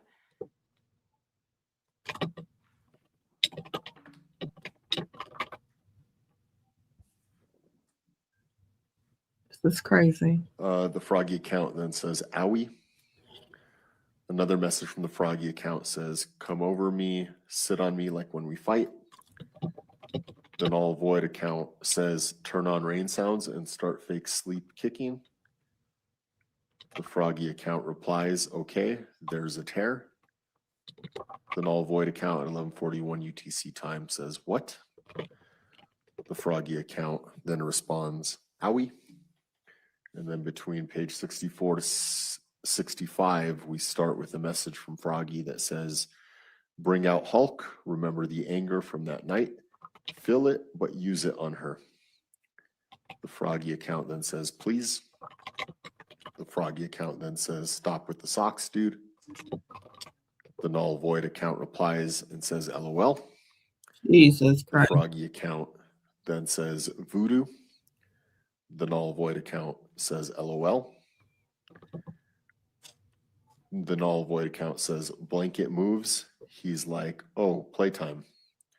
Did you learn the name of any of the cats that were in the garage in this case? I did not that I can remember. The Froggy account says, I've got a voodoo on me. The null void account says, LOL. Now I'd like to go to page 66. And it's obviously a bit blurry, but did you encounter this this image contained on page 66 during your interview with Isaac Apodaca when you were reviewing the phone with him? Yes, I did. When we were reviewing the phone together, we brought up this image. I couldn't quite make out what it was. I asked Mr. Apodaca what it was, and he told me that it was him laying across horizontally on the bed, kind of at the foot of the bed. And are there any features that identify this as occurring in the garage? Yes, if you look above where it appears Mr. Isaac Apodaca is laying, there's what appears to be a mask above him. That mask in that image was recovered and collected as evidence during the search warrant of the address of 5941 Jaguar Drive. And in this image, can you just kind of orient the jury where Isaac Apodaca's face is in this image? It's to the far right-hand side of the image, somewhat to the center right side. And does there appear to be any sort of light or lighting underneath his face? I don't even understand It why. appears to me as though there is some kind of illumination coming to the bottom left-hand chin side of his face.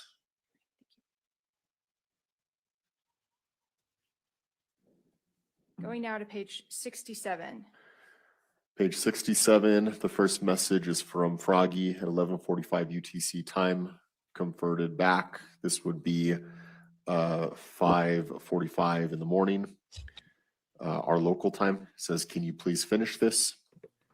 The Froggy account then says, now. The Froggy account then says, ow. The Froggy account then says, I'm short. Oops, sorry.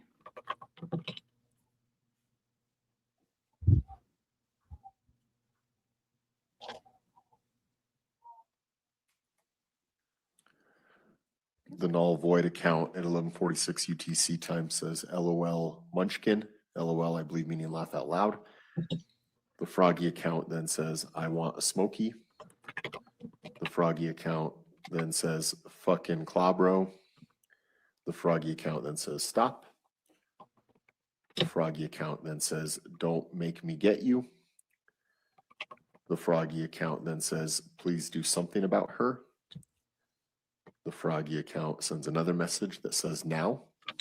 The Froggy account sends another message at 11:45 UTC time. Don't break me again. Going to Between- page 68, going into 68, what does null void say? Null void says at 11:48 UTC time, get a cat and throw it over by her cats. The Froggy account replies and says, I can't reach them. The Froggy account then says, dude, just do something, hurt her or end this. The Froggy account then says, don't involve the cats. The null void account responds and says, the cat is a distraction. The Froggy account responds and says, I give up. There's no point in trying anymore. The null void account says 11:52 UTC time, converted local time 5:52 a.m. Voodoo is pissing them off. Null void then appears to send some kind of emoji or a picture that we can't see. The Froggy account then says, yeah, you won't do anything and I physically can't. The Froggy account then states, you have no clue how much this hurts. And what does null void respond at 11:54:33? Null void responds, the list for you was made specifically for you. Froggy then responds at 11:54 UTC time, good night. Null void responds and says, I know it hurts. I just want you to do it so you can feel that rush of adrenaline. The Froggy account replies and says, I physically can't. I need fucking help. But no, you're just playing games. Then the Froggy account appears to send a message between page 68 and page 69 at 11:56 UTC time that says, I'm genuinely upset. At 11:58:06 UTC, after the Froggy McCullough account says, I'm genuinely upset, what does the null void account respond with? I'm not playing games. I'm wanting to see you do this. She hurt you the most, caused trauma. You're being asked to finish this. The null void account then sends an unknown GIF or image or emoji that we can't see. The Froggy account then says, I just need help. The Froggy account then says, you're doing nothing again. The null void account responds back and says, yes, I want to help, but I cannot aid you. I can coach you what to do. The null void account says, text me. All right, and this time that where null void states text me, what time is this sent? 11:59 UTC time. If we convert that to local time, You need we're to looking figure out who at was 5:59 a.m. on October 29, 2022, Right before 6 a.m.? right before 6 a.m. Do you recall if there are text messages exchanged via SMS between the phones at around the 6 a.m. timeframe? Yes, there are. At 11:59:58, what does Froggy McCullough respond with? Stand up for me for once. And then now we're at 6 in the morning local time. Froggy says, I feel like I'm going to vomit. And then Froggy sends another message that appears to be some kind of sticker. And does this sticker continue on getting sent repeatedly for many, many pages? It sure does. Okay, I just scroll through those.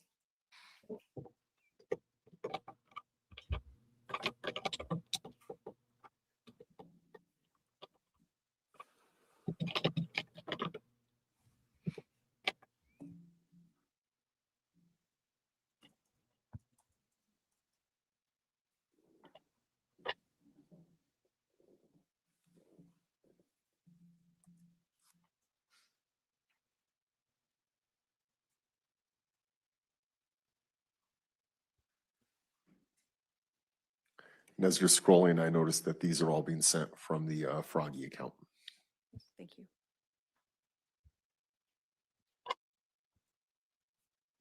So we're now scrolling past page 100. Has it still been the same sticker just being sent continuously? It has same sticker, same sender, the Froggy account.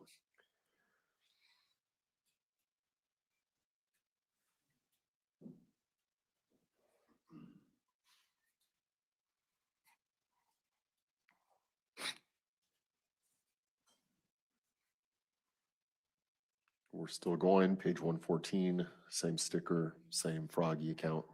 We'll stop here at 118, page 118. Let me just go up a bit. So on page 118, as they're notated in the Facebook records, which is page 87 of the document itself, what is the next, after the long series of those stickers being sent, what is the next message that's actually sent? It's sent from the Froggy account. An important thing to know before we get into this next series of messages is that the time has changed, or it's gone up a bit. We're on October 29, 2022, 15:45 UTC time. Converting that back, that is because that'll be 3:45 p.m. 10:45 a.m. in the morning. Is my math correct? You're asking a lawyer to do math, which is even more dangerous. I think could it be at 9:45? How about I believe 9:45, 10:45 a.m. in the morning. Okay, thank you. Wake up, and then the Froggy account says what? The Froggy account says this one. It appears a couple hours later at 17:56 UTC time. We do more math here. That'd be the equivalent of 5:56 p.m. on the 29th. So going back to about 12:56. 11:56 or 12:56 on the 29th would be local conversion. Null void says, hey, I have a plan with what I said. All I have to do is be over there at my fam's place and call the cops. Null void says, for a breaking and entering. Froggy then says, hold up. Froggy then says, listen. Null void says, okay. Null void says, plan B. Froggy then says, just tell her she needs to leave. Null void says, follow my lead, my lady. That one, we're now at 18:06 UTC time, converted backwards. That'd be 6 p.m. back. So we're now at 12:06 p.m. Standard time. And what does Froggy McCullough say at 18:06:54 UTC? Just tell her to leave, dude. And then Froggy says, I'm in a mood. The null void account says, I did. And then the null void account between page 118 and 119 at 18:07 UTC time, which would be 12:07 p.m. Local time, says through Insta. The front. Let me, before we go on, do you know what Insta is short for? I would believe it means Instagram. And do you know how Isaac Apodaca and Grace Jennings communicated in the course of this case? What social media platform they used? Through Instagram. so nobody can talk to anybody face to face? At 18:07:30, what does Froggy McCullough say? So now what? And Null what- void responds by saying Operation Kickout, me following the call to the cops once at my family's.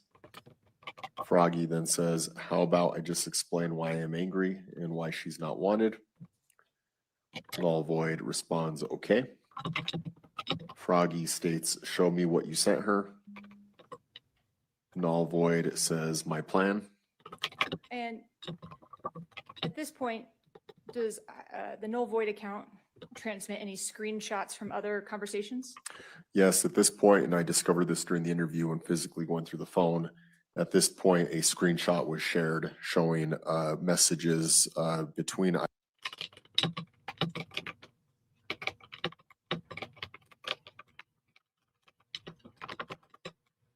What the heck?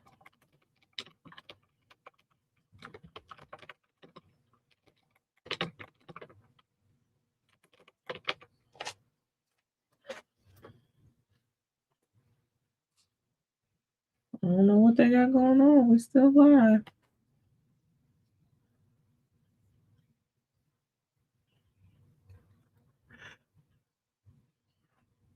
What the hell? Come on now, get the feed together.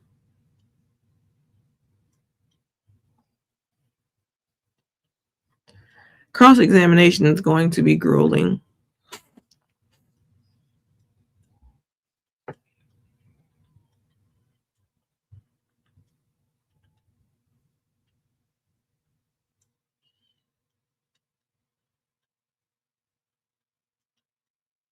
Now, come on now.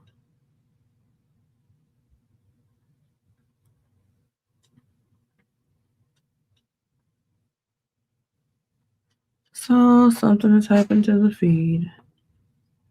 Oh, something has really happened to the feed. Null void and Yumiko Jennings. It appears 12:01 p.m.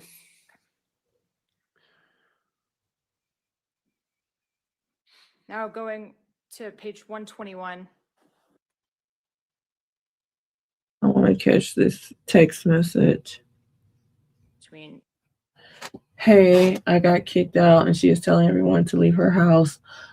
I am going to head to my fam's place. Okay, what happened? So that must be Isaac saying to Grace, lying like he's got kicked out too.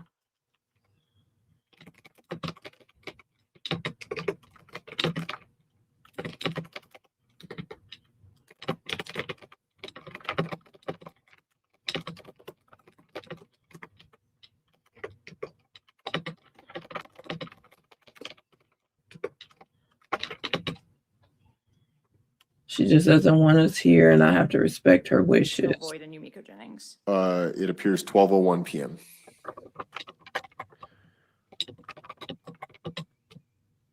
Now going to page 121. At 18:10 UTC time converted, that's 12:10 standard time or our time. Null void says it worked with Christian. Null void then says she is leaving at 3:30. The Froggy account then sends some kind of image or GIF or some kind of image or something that we can't see. The null void account then says 3:30. The null void count then sends some kind of image or GIF or sticker that we can't see. The Froggy account then sends some kind of image or GIF with the word still. The null void account at 18:12 UTC time converted, that'd be 12:12 p.m. our time, says, yeah, why don't you pop off my little firecracker? The null void account then says, what would you like me to do? The Froggy account at 18:14 UTC time, which is 12:14 p.m. our time, converted, says stab her. The Froggy account sends another message that says IDFK, which I believe means I don't give a fuck. I don't have the energy to do shit. IDFK. Yes. Or I don't fucking care. I'm sorry. Correction. I don't fucking care. The null void account then says, oops. Sorry. Can we approach, Your Honor? Yes. What you want to approach about? What you want to approach about? You made it seem like it was some old medieval times, they, them, they, thou mess going on. Like she texts or talks a certain way in these text messages, and therefore we're going to be able to see that at one point it's him and at another point it's her. But this looks like all the same back and forth conversation, and it ain't no extra Shakespearean shit to it. So, I mean, what the fuck?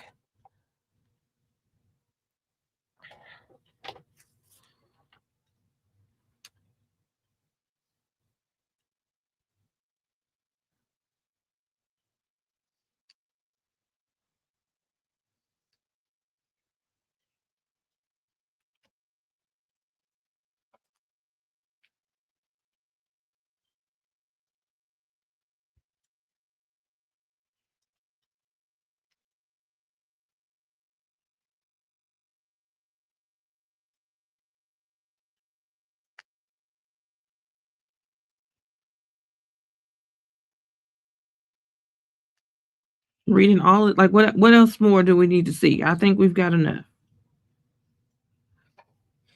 I think we got enough. I'm not even gonna lie. What else do I need to hear? I thought I was gonna hear a drastic change in text messages where I would be able to say, hey, that does, I mean, he doesn't text like that, or he hasn't been saying that, or that's not something he's been doing, or no.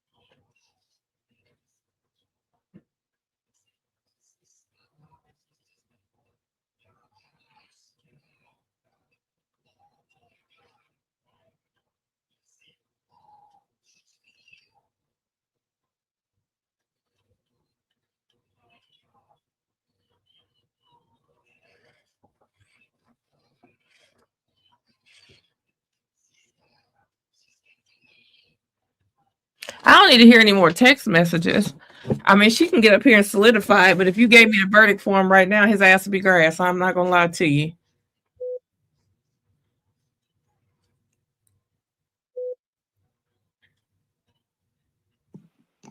Because you literally done went all night and ain't swung a sword. Let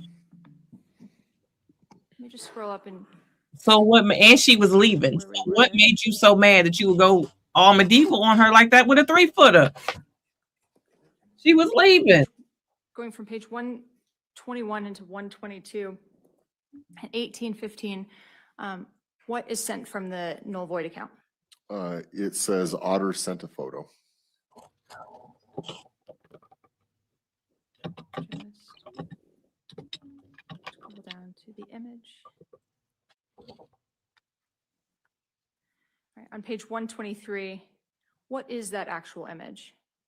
It appears to be an image of a screenshot taken from a phone that has a notification from what appears to be the Instagram logo from a sender of Yumiko Jennings that states, "Why is she kicking you out, and does she know I'm here?" There are also some other miscellaneous notifications that don't seem to have relevance. Going to 124, page 124 at 1815, after null void sends that screenshot containing the message from the Yumiko Jennings account. What does null void state? Read what she sent. Okay, and what does Froggy McCullough respond with? Is she stupid? What does null void respond with? Yes. And then what does the null void account do next? It says Otter sent a photo.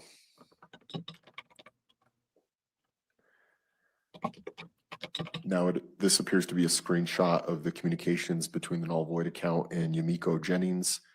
The conversation, the first two messages appear to be sent from the Yumiko Jennings account. The first one states, "First of all, who second my mom can only come get me at 3:30.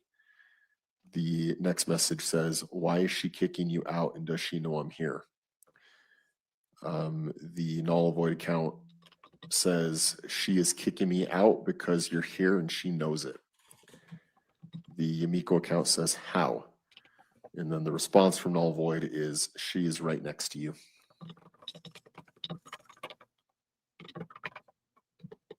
Now we have a message Hold from. on just 1 second. Sure. Sergeant. What So the we're hell? going to page 126 of the records, 95 of 99 What? on the document itself. And what does null void send at 182258 UTC? It says Otter sent a photo. Scrolling to the next page on 127. What was it a photo of? It's a photo of what appears to be a screenshot from an account or a message thread that's with an individual referred to as Mama Love. And it appears to be the null void account sending a message to Mama Love saying, "Hey mom, can y'all pick me up?" Followed by an image of a shark. Then there appears to be 2 audio calls that were made, but from the image, it appears that they were not answered. That was at 12:19 p.m. And then a final message on that screenshot that says, "Mom." Going to page 128. At the top, at 1824:16, what does null void say? "I am fake getting thrown out." The Froggy account then says, "Yep." The null void account then says, "Follow my lead, my lady." And then starting at 1825:59, what is the or what's the next message sent? The next message sent from null void appears to be an unknown image or emoji or something that we can't see, followed by a response from the Froggy account that also appears to be an image or an emoji or sticker or something that we can't see. At 1852 UTC time, what does Froggy McCullough say? 1852 or 1828? I'm sorry, thank you, 1828. At 1828, converted to our time, which would be 12:28 p.m., the Froggy account says, "We can hear you."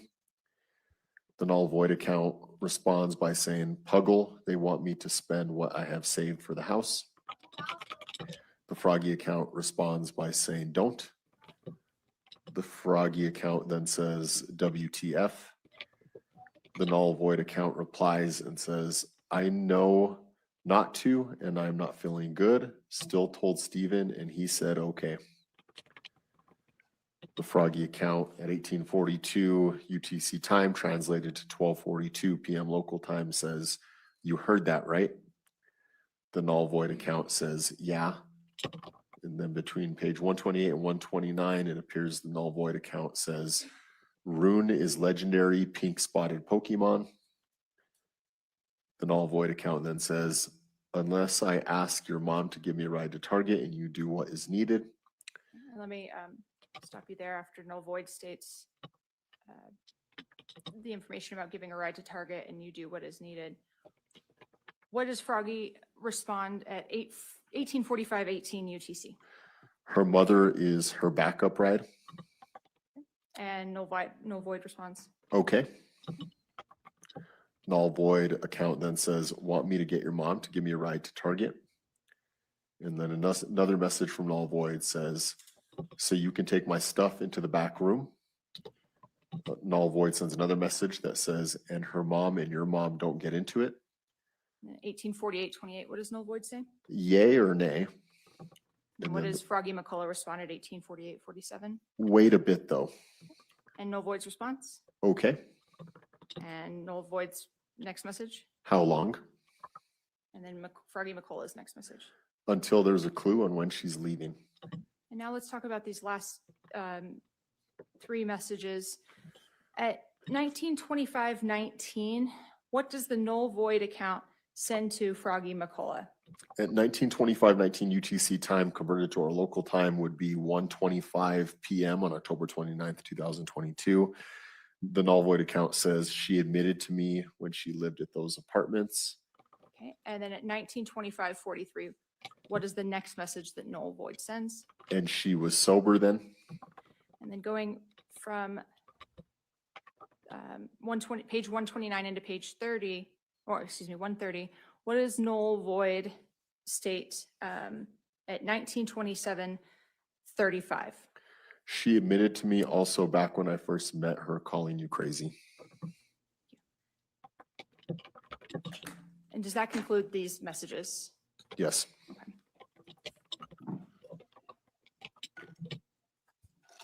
Thank you.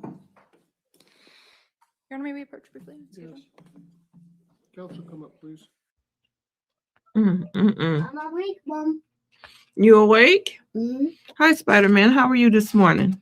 Good. Good. You came and got in I'm mom's not bed. Batman. I Dimmer. You Denver? Oh, well, I saw your webs on you. So I thought you were Spider-Man. I'm sorry, Denver. That's okay. That's okay. Mm-hmm. You only Spider-Man when you got the glove? Mm-hmm. Okay. I get it now. I understand. Well, Did you sleep good? mm-hmm. So, Sergeant, I'd like to talk about now these social media or the social media messages as they relate to the Celebrite phone extractions from Isaac Apodaca's phone. He got the whole webcam on his hand, on his arm, but he's not Spider-Man right now. Lord bless it. You stated that you reviewed the Celebrite extractions in this case. Is that correct? That's correct. Okay. And in going through those extractions, can you see the information that relates to the use of applications? Yes. Okay. And when you were in the extraction report for Isaac Apodaca's iPhone, were you able to see whether the Facebook Messenger application was used Yeah, on Isaac Apodaca's phone during Right? this relevant time period of October 28th into the 29th of 2022? Yes, I could. And are you able to generate a extraction or report that shows just the use of the Facebook Messenger application as it relates to that relevant time period? Yes, I am.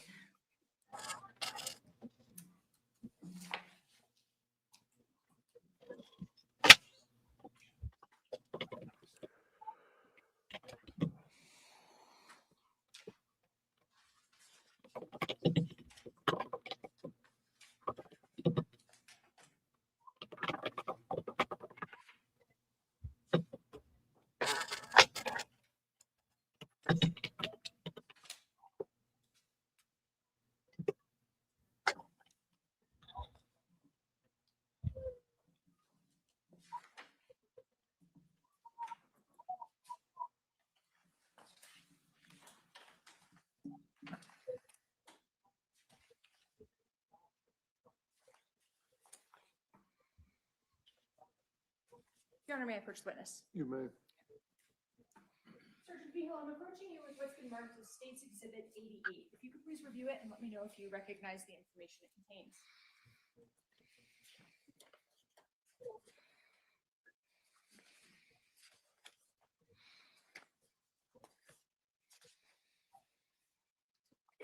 Kendra, I don't know what the hell they got going on. That threw me for a loop. I don't know if you know, her personalities are so crazy that maybe she like, yeah, she don't even know you here, or is Grace Yes, lying? And what is State's Exhibit 88? It's a Cellbrite generated report documenting the data from Mr. Isaac Apodaca's phone, in particular the Facebook usage, such as the messages and the call history. And when you've reviewed the Cellbrite extractions, have you been able to access this data? Yes, I have. Okay, does this log entries portion of the extraction report fairly and accurately depict the data from the extraction demonstrating the Facebook application or Facebook Messenger application usage in the relevant time frame? Yes, it does. Does that information appear to have been altered or tampered with in any way since you've reviewed the information itself on the actual extraction? No, it has not. Your Honor, at this time, I'd move to admit State's Exhibit 88. Any No. objection? No objection from defense here. 88 is admitted. Your Honor, we don't need to publish this.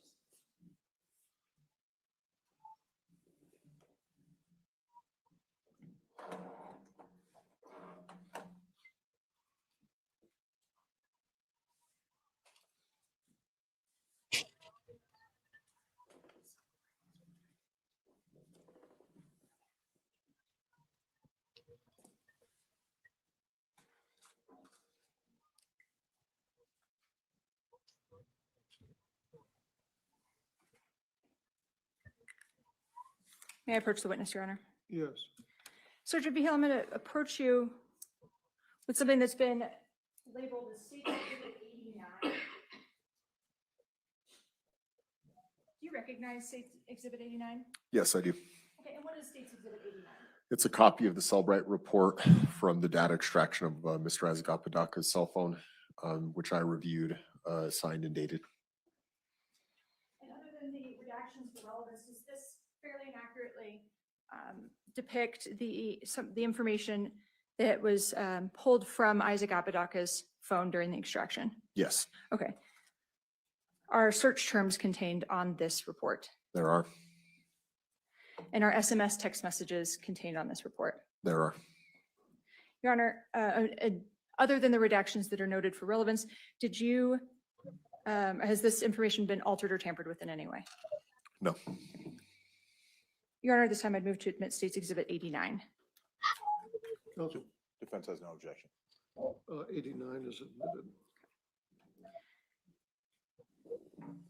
Move to publish, Your Honor. Yes.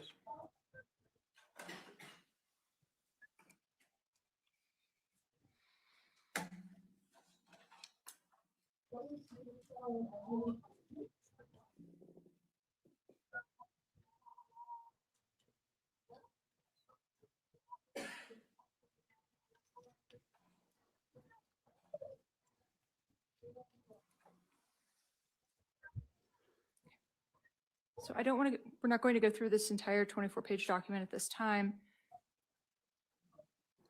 But I would like to a couple of things.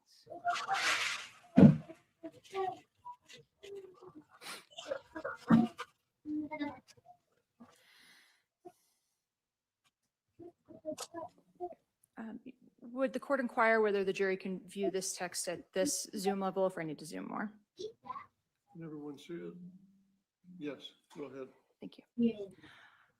Okay, so looking at this, this report, let's start with this first section. What does the first section contain on this report? The first section, the timestamp shows the date of the incident, October 29th, 2022. This one seems to already have UTC time accounted for, so it's already been converted into converted, into local time. That's why you see UTC-6 there, and it's showing a time of 4:46 and 57 seconds in the morning. The source shows from an iPhone, and it appears that the Safari application was used. Safari, I have knowledge and experience of that being a web searching tool commonly used on iPhones. And then the value is displayed as the barn. And in the columns above that and to the right, there's a created and a modified date. What do those dates correspond to? The created date is 12/13/2022, 10:59 and 5 seconds in AM. And the modified date is 12/13/2022, 10:59:05 AM. And on what date was the extraction pulled from these phones? On or around that time. Thank you. Okay, so this first series of searches on the phone under searched items 1, 2, 3, and 4. What is the search term that is utilized during those times? The same search term. It's all the barn. Okay. And are the timestamps different? They are different, but they're all within, it appears, a couple seconds of each other. And then now going to search terms conducted at, or search terms labeled, as 5, 6, and then the portion of 7 that's visible. What date and time were these these search terms utilized? 5, 6, and 7 all appear to have taken place on the date of the incident, October 29th, 2022. Number 5 in particular has a timestamp of 1:34 and 43 seconds PM, UTC time already accounted for. It appears to be another Safari internet search, and the value is how to dispose of a body. Yeah. And is that the same search term utilized in 6, 7, and 8? Yes. Okay.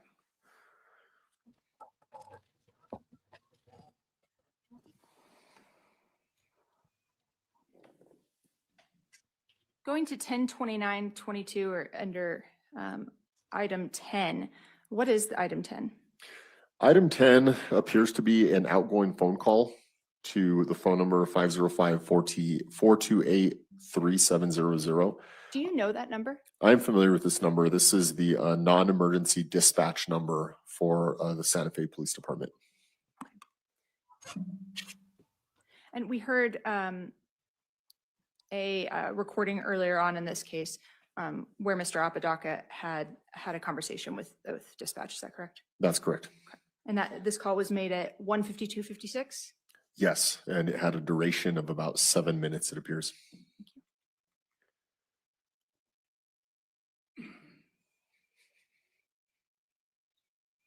Going to scroll just to a couple of other things.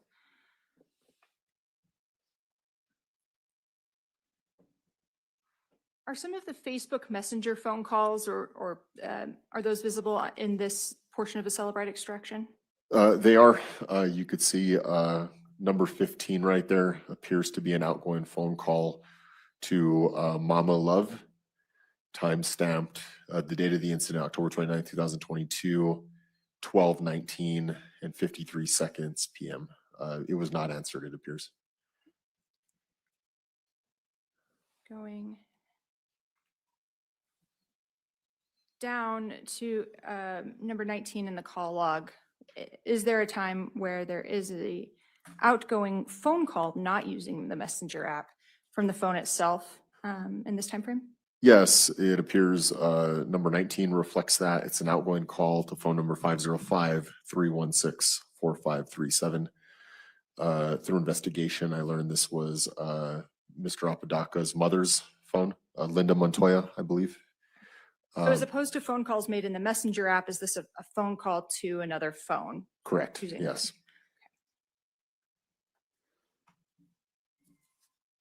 Is there another phone call from that, or to that phone number, excuse me, and looking in the call log at 21 at 102:05? Yes, there is.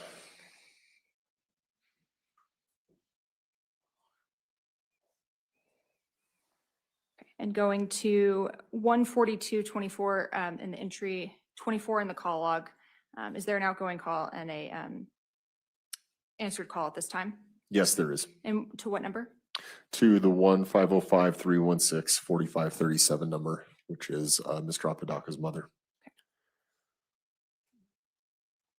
And at 25, there's a call log noted. Is this an incoming or outcoming call? It says an incoming call, and again, that appears to be the number for our non-emergency dispatch number at the Santa Fe Police Department, and it appears the phone call was not answered.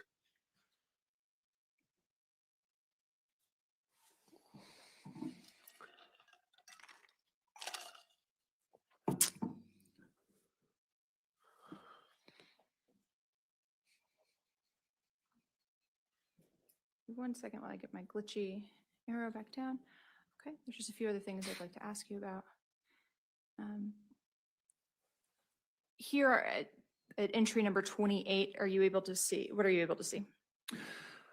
Entry number 28 appears to be a source of dialogue on Instagram between the Yumiko Jennings profile and the Isaac Apodaca profile. And we've already discussed these entries that also come up under web history. Is that correct? Correct. Okay. Now, going to the native messages on the phone, what are native messages? Native messages are like what you referred to earlier, the SMS messages. So messages directly from one phone number to another phone number. Okay, and in number 37, what does it indicate in terms of a message sent from this device, and who is it sent to? It appears to be a native message outgoing sent to phone number 197-138-10111, which I learned through my investigation was Miss Kiara McCauley's phone number. And the outgoing message sent from Isaac's phone to Kiara's says in the body there, with the dagger, bring it up, turn flat south to north, and with hilt east to west. What time was this message sent? This message appears to be sent on the date of the incident, October 29, 2022 at 6:01 in the morning. After that, it logged in entry 38. Is there an incoming message from the number that he'd been communicating with? There is, from the number associated with Miss Kiara McCauley, and the incoming message says, I'll just hand it to you, dude. In entry 39 in the messages derived from the phone, is there an outgoing call? I'm sorry, excuse me, an outgoing text message from Isaac's device to the number that you noted belonged to Kiara McCauley? Yes, there is. And in the body of that message, it states, then turn it blade east to west, hilt north to south, and voila, she dead. It looks like a response message back from the phone number associated with Miss Kiara McCauley. Let me just ask the quick question first. Yes. In entry number 40, is there a response message from that phone number back to Isaac's phone? Yes, there is. Okay, and what is the response from that individual? I physically can't. And number 41, is there another? Apologize.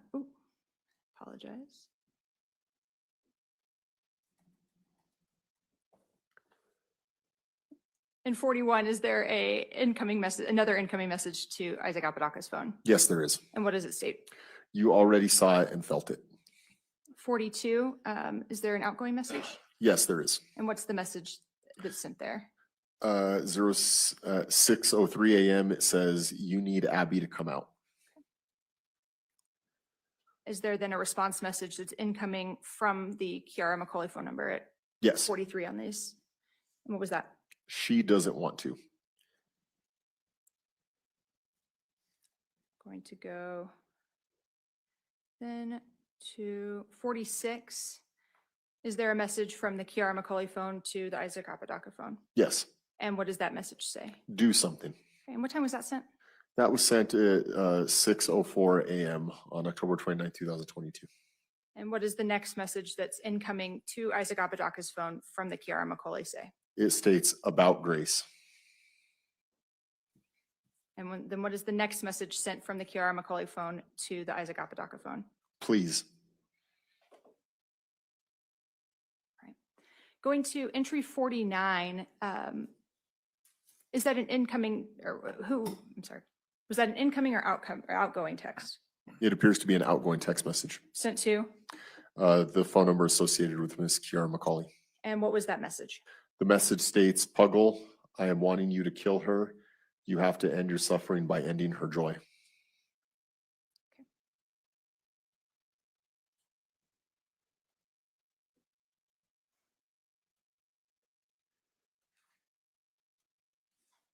I know there's some other extraneous messages. All right, going to instant message or the category 56.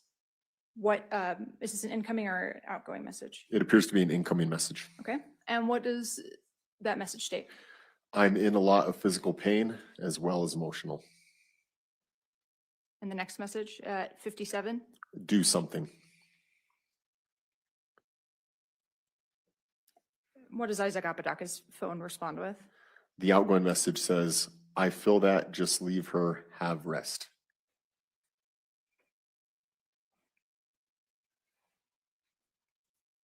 At 6:13, logged as 59 in these messages, what is the next incoming message from the Kiara Macaulay number? "I can't do anything and neither can you, so just get her out of my house."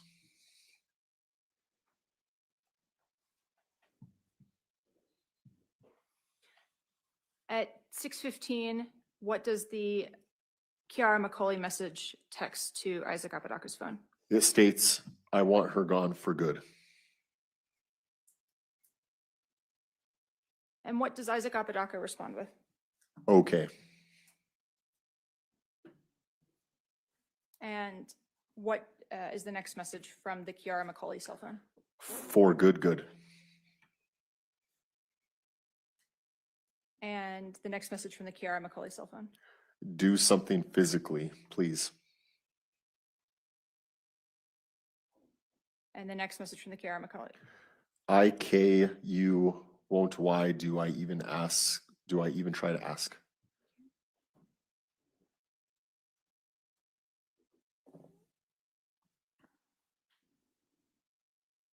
Going past these.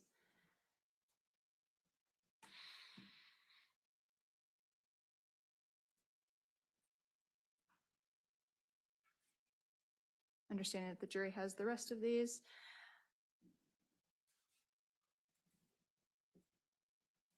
Sorry, at 6:22:22, what is an outgoing message from the Isaac Apodaca phone?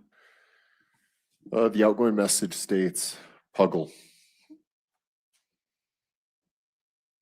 And then the incoming message at 81 in the categories, but timestamps? I'm going to sleep. The incoming message to the phone from the from the Kiara Macaulay phone logged at 83. Do something. And the outgoing logged at 84 at 6:31:04. I'm trying.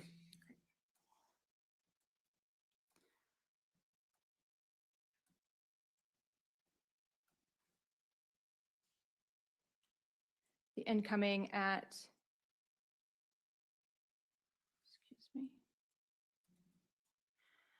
It's message category 90 at 6:33:29. What's the incoming to the phone from the Kiara Macaulay phone? Do something, damn it.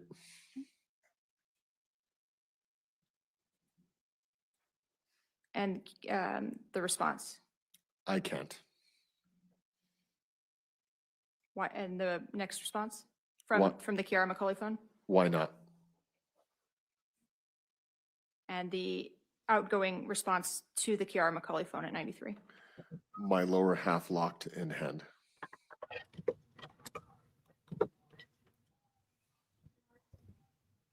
At 6:36, logged in instant message 95. Is there an incoming message? Yes, What does it say? she's awake. And an outgoing message from logged at 96 at 6:37:26. Back to Kiara Macaulay's phone. What does it say? She double tapped me. Kiara Macaulay's phone response at 97 at 6:37 is what? Why? And without translating what that might mean to you, what is the response from Isaac Apodaca's phone to Kiara Macaulay's phone? IDK. And the incoming message from Kiara's phone? Do something. And the outgoing message from Isaac Apodaca's phone to Kiara Macaulay's phone at 6:38:57. I tried twice and locked. Thank you. Then the next message from Kiara Macaulay's phone incoming to Isaac Apodaca's phone at 6:39:31, logged as 101 on the categories. Then talk to her. I don't fucking know.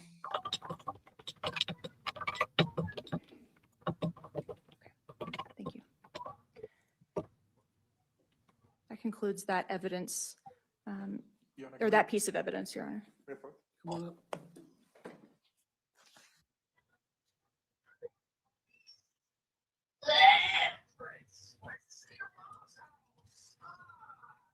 What in the internet doing?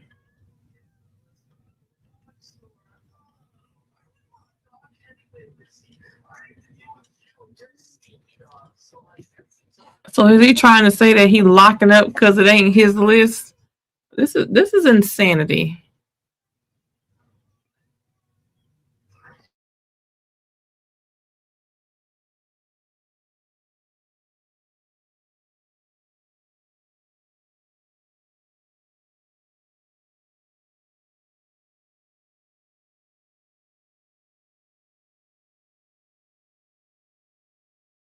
We're going to go ahead and take our lunch recess at this time. We'll continue with this witness after the lunch break.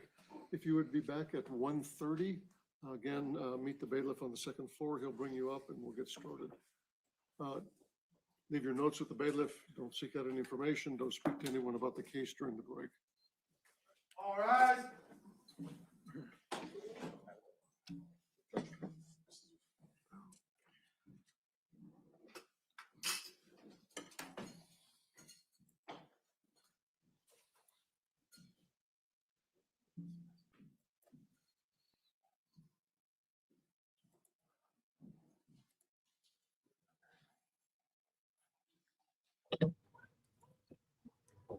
Oh, wait. You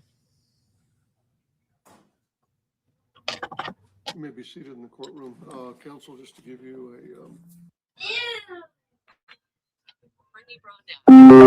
a heads up, I have a evidentiary hearing I have to do at 3 o'clock, and it's Google Meets, but it's from MDC, and I don't know if you all are aware of the difficulties it is in getting time slots from MDC to be able to conduct video hearings.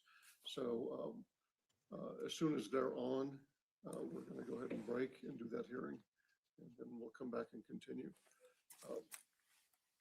We're going to continue with this witness on the stand. View the video if you haven't already viewed the redacted version. I'm assuming we're going to get to that after we finish the rest of this portion. That's correct, Judge. Okay. Don't discuss your testimony with anyone over the break. I'll have you back up here when we continue, but you may step down. Yes, Your Honor. We're in recess and off the record. 1:30, counsel. Thank you, Your Honor. We need Mr. Apodaca dressed out about 20 after 1. Doctor. Come back up here. You need a doctor. Your boo-boo. All right, guys. I am going to apparently go make sure Denver has a doctor for his boo-boo. And then we are going to go to lunch. It says until 1:30 p.m. Mountain Standard Time, so about an hour from now. And we'll be right back with hopefully Isaac's interview. Because what did you say in your interview about the shit they found in your phone? All right, guys. See y'all in a minute.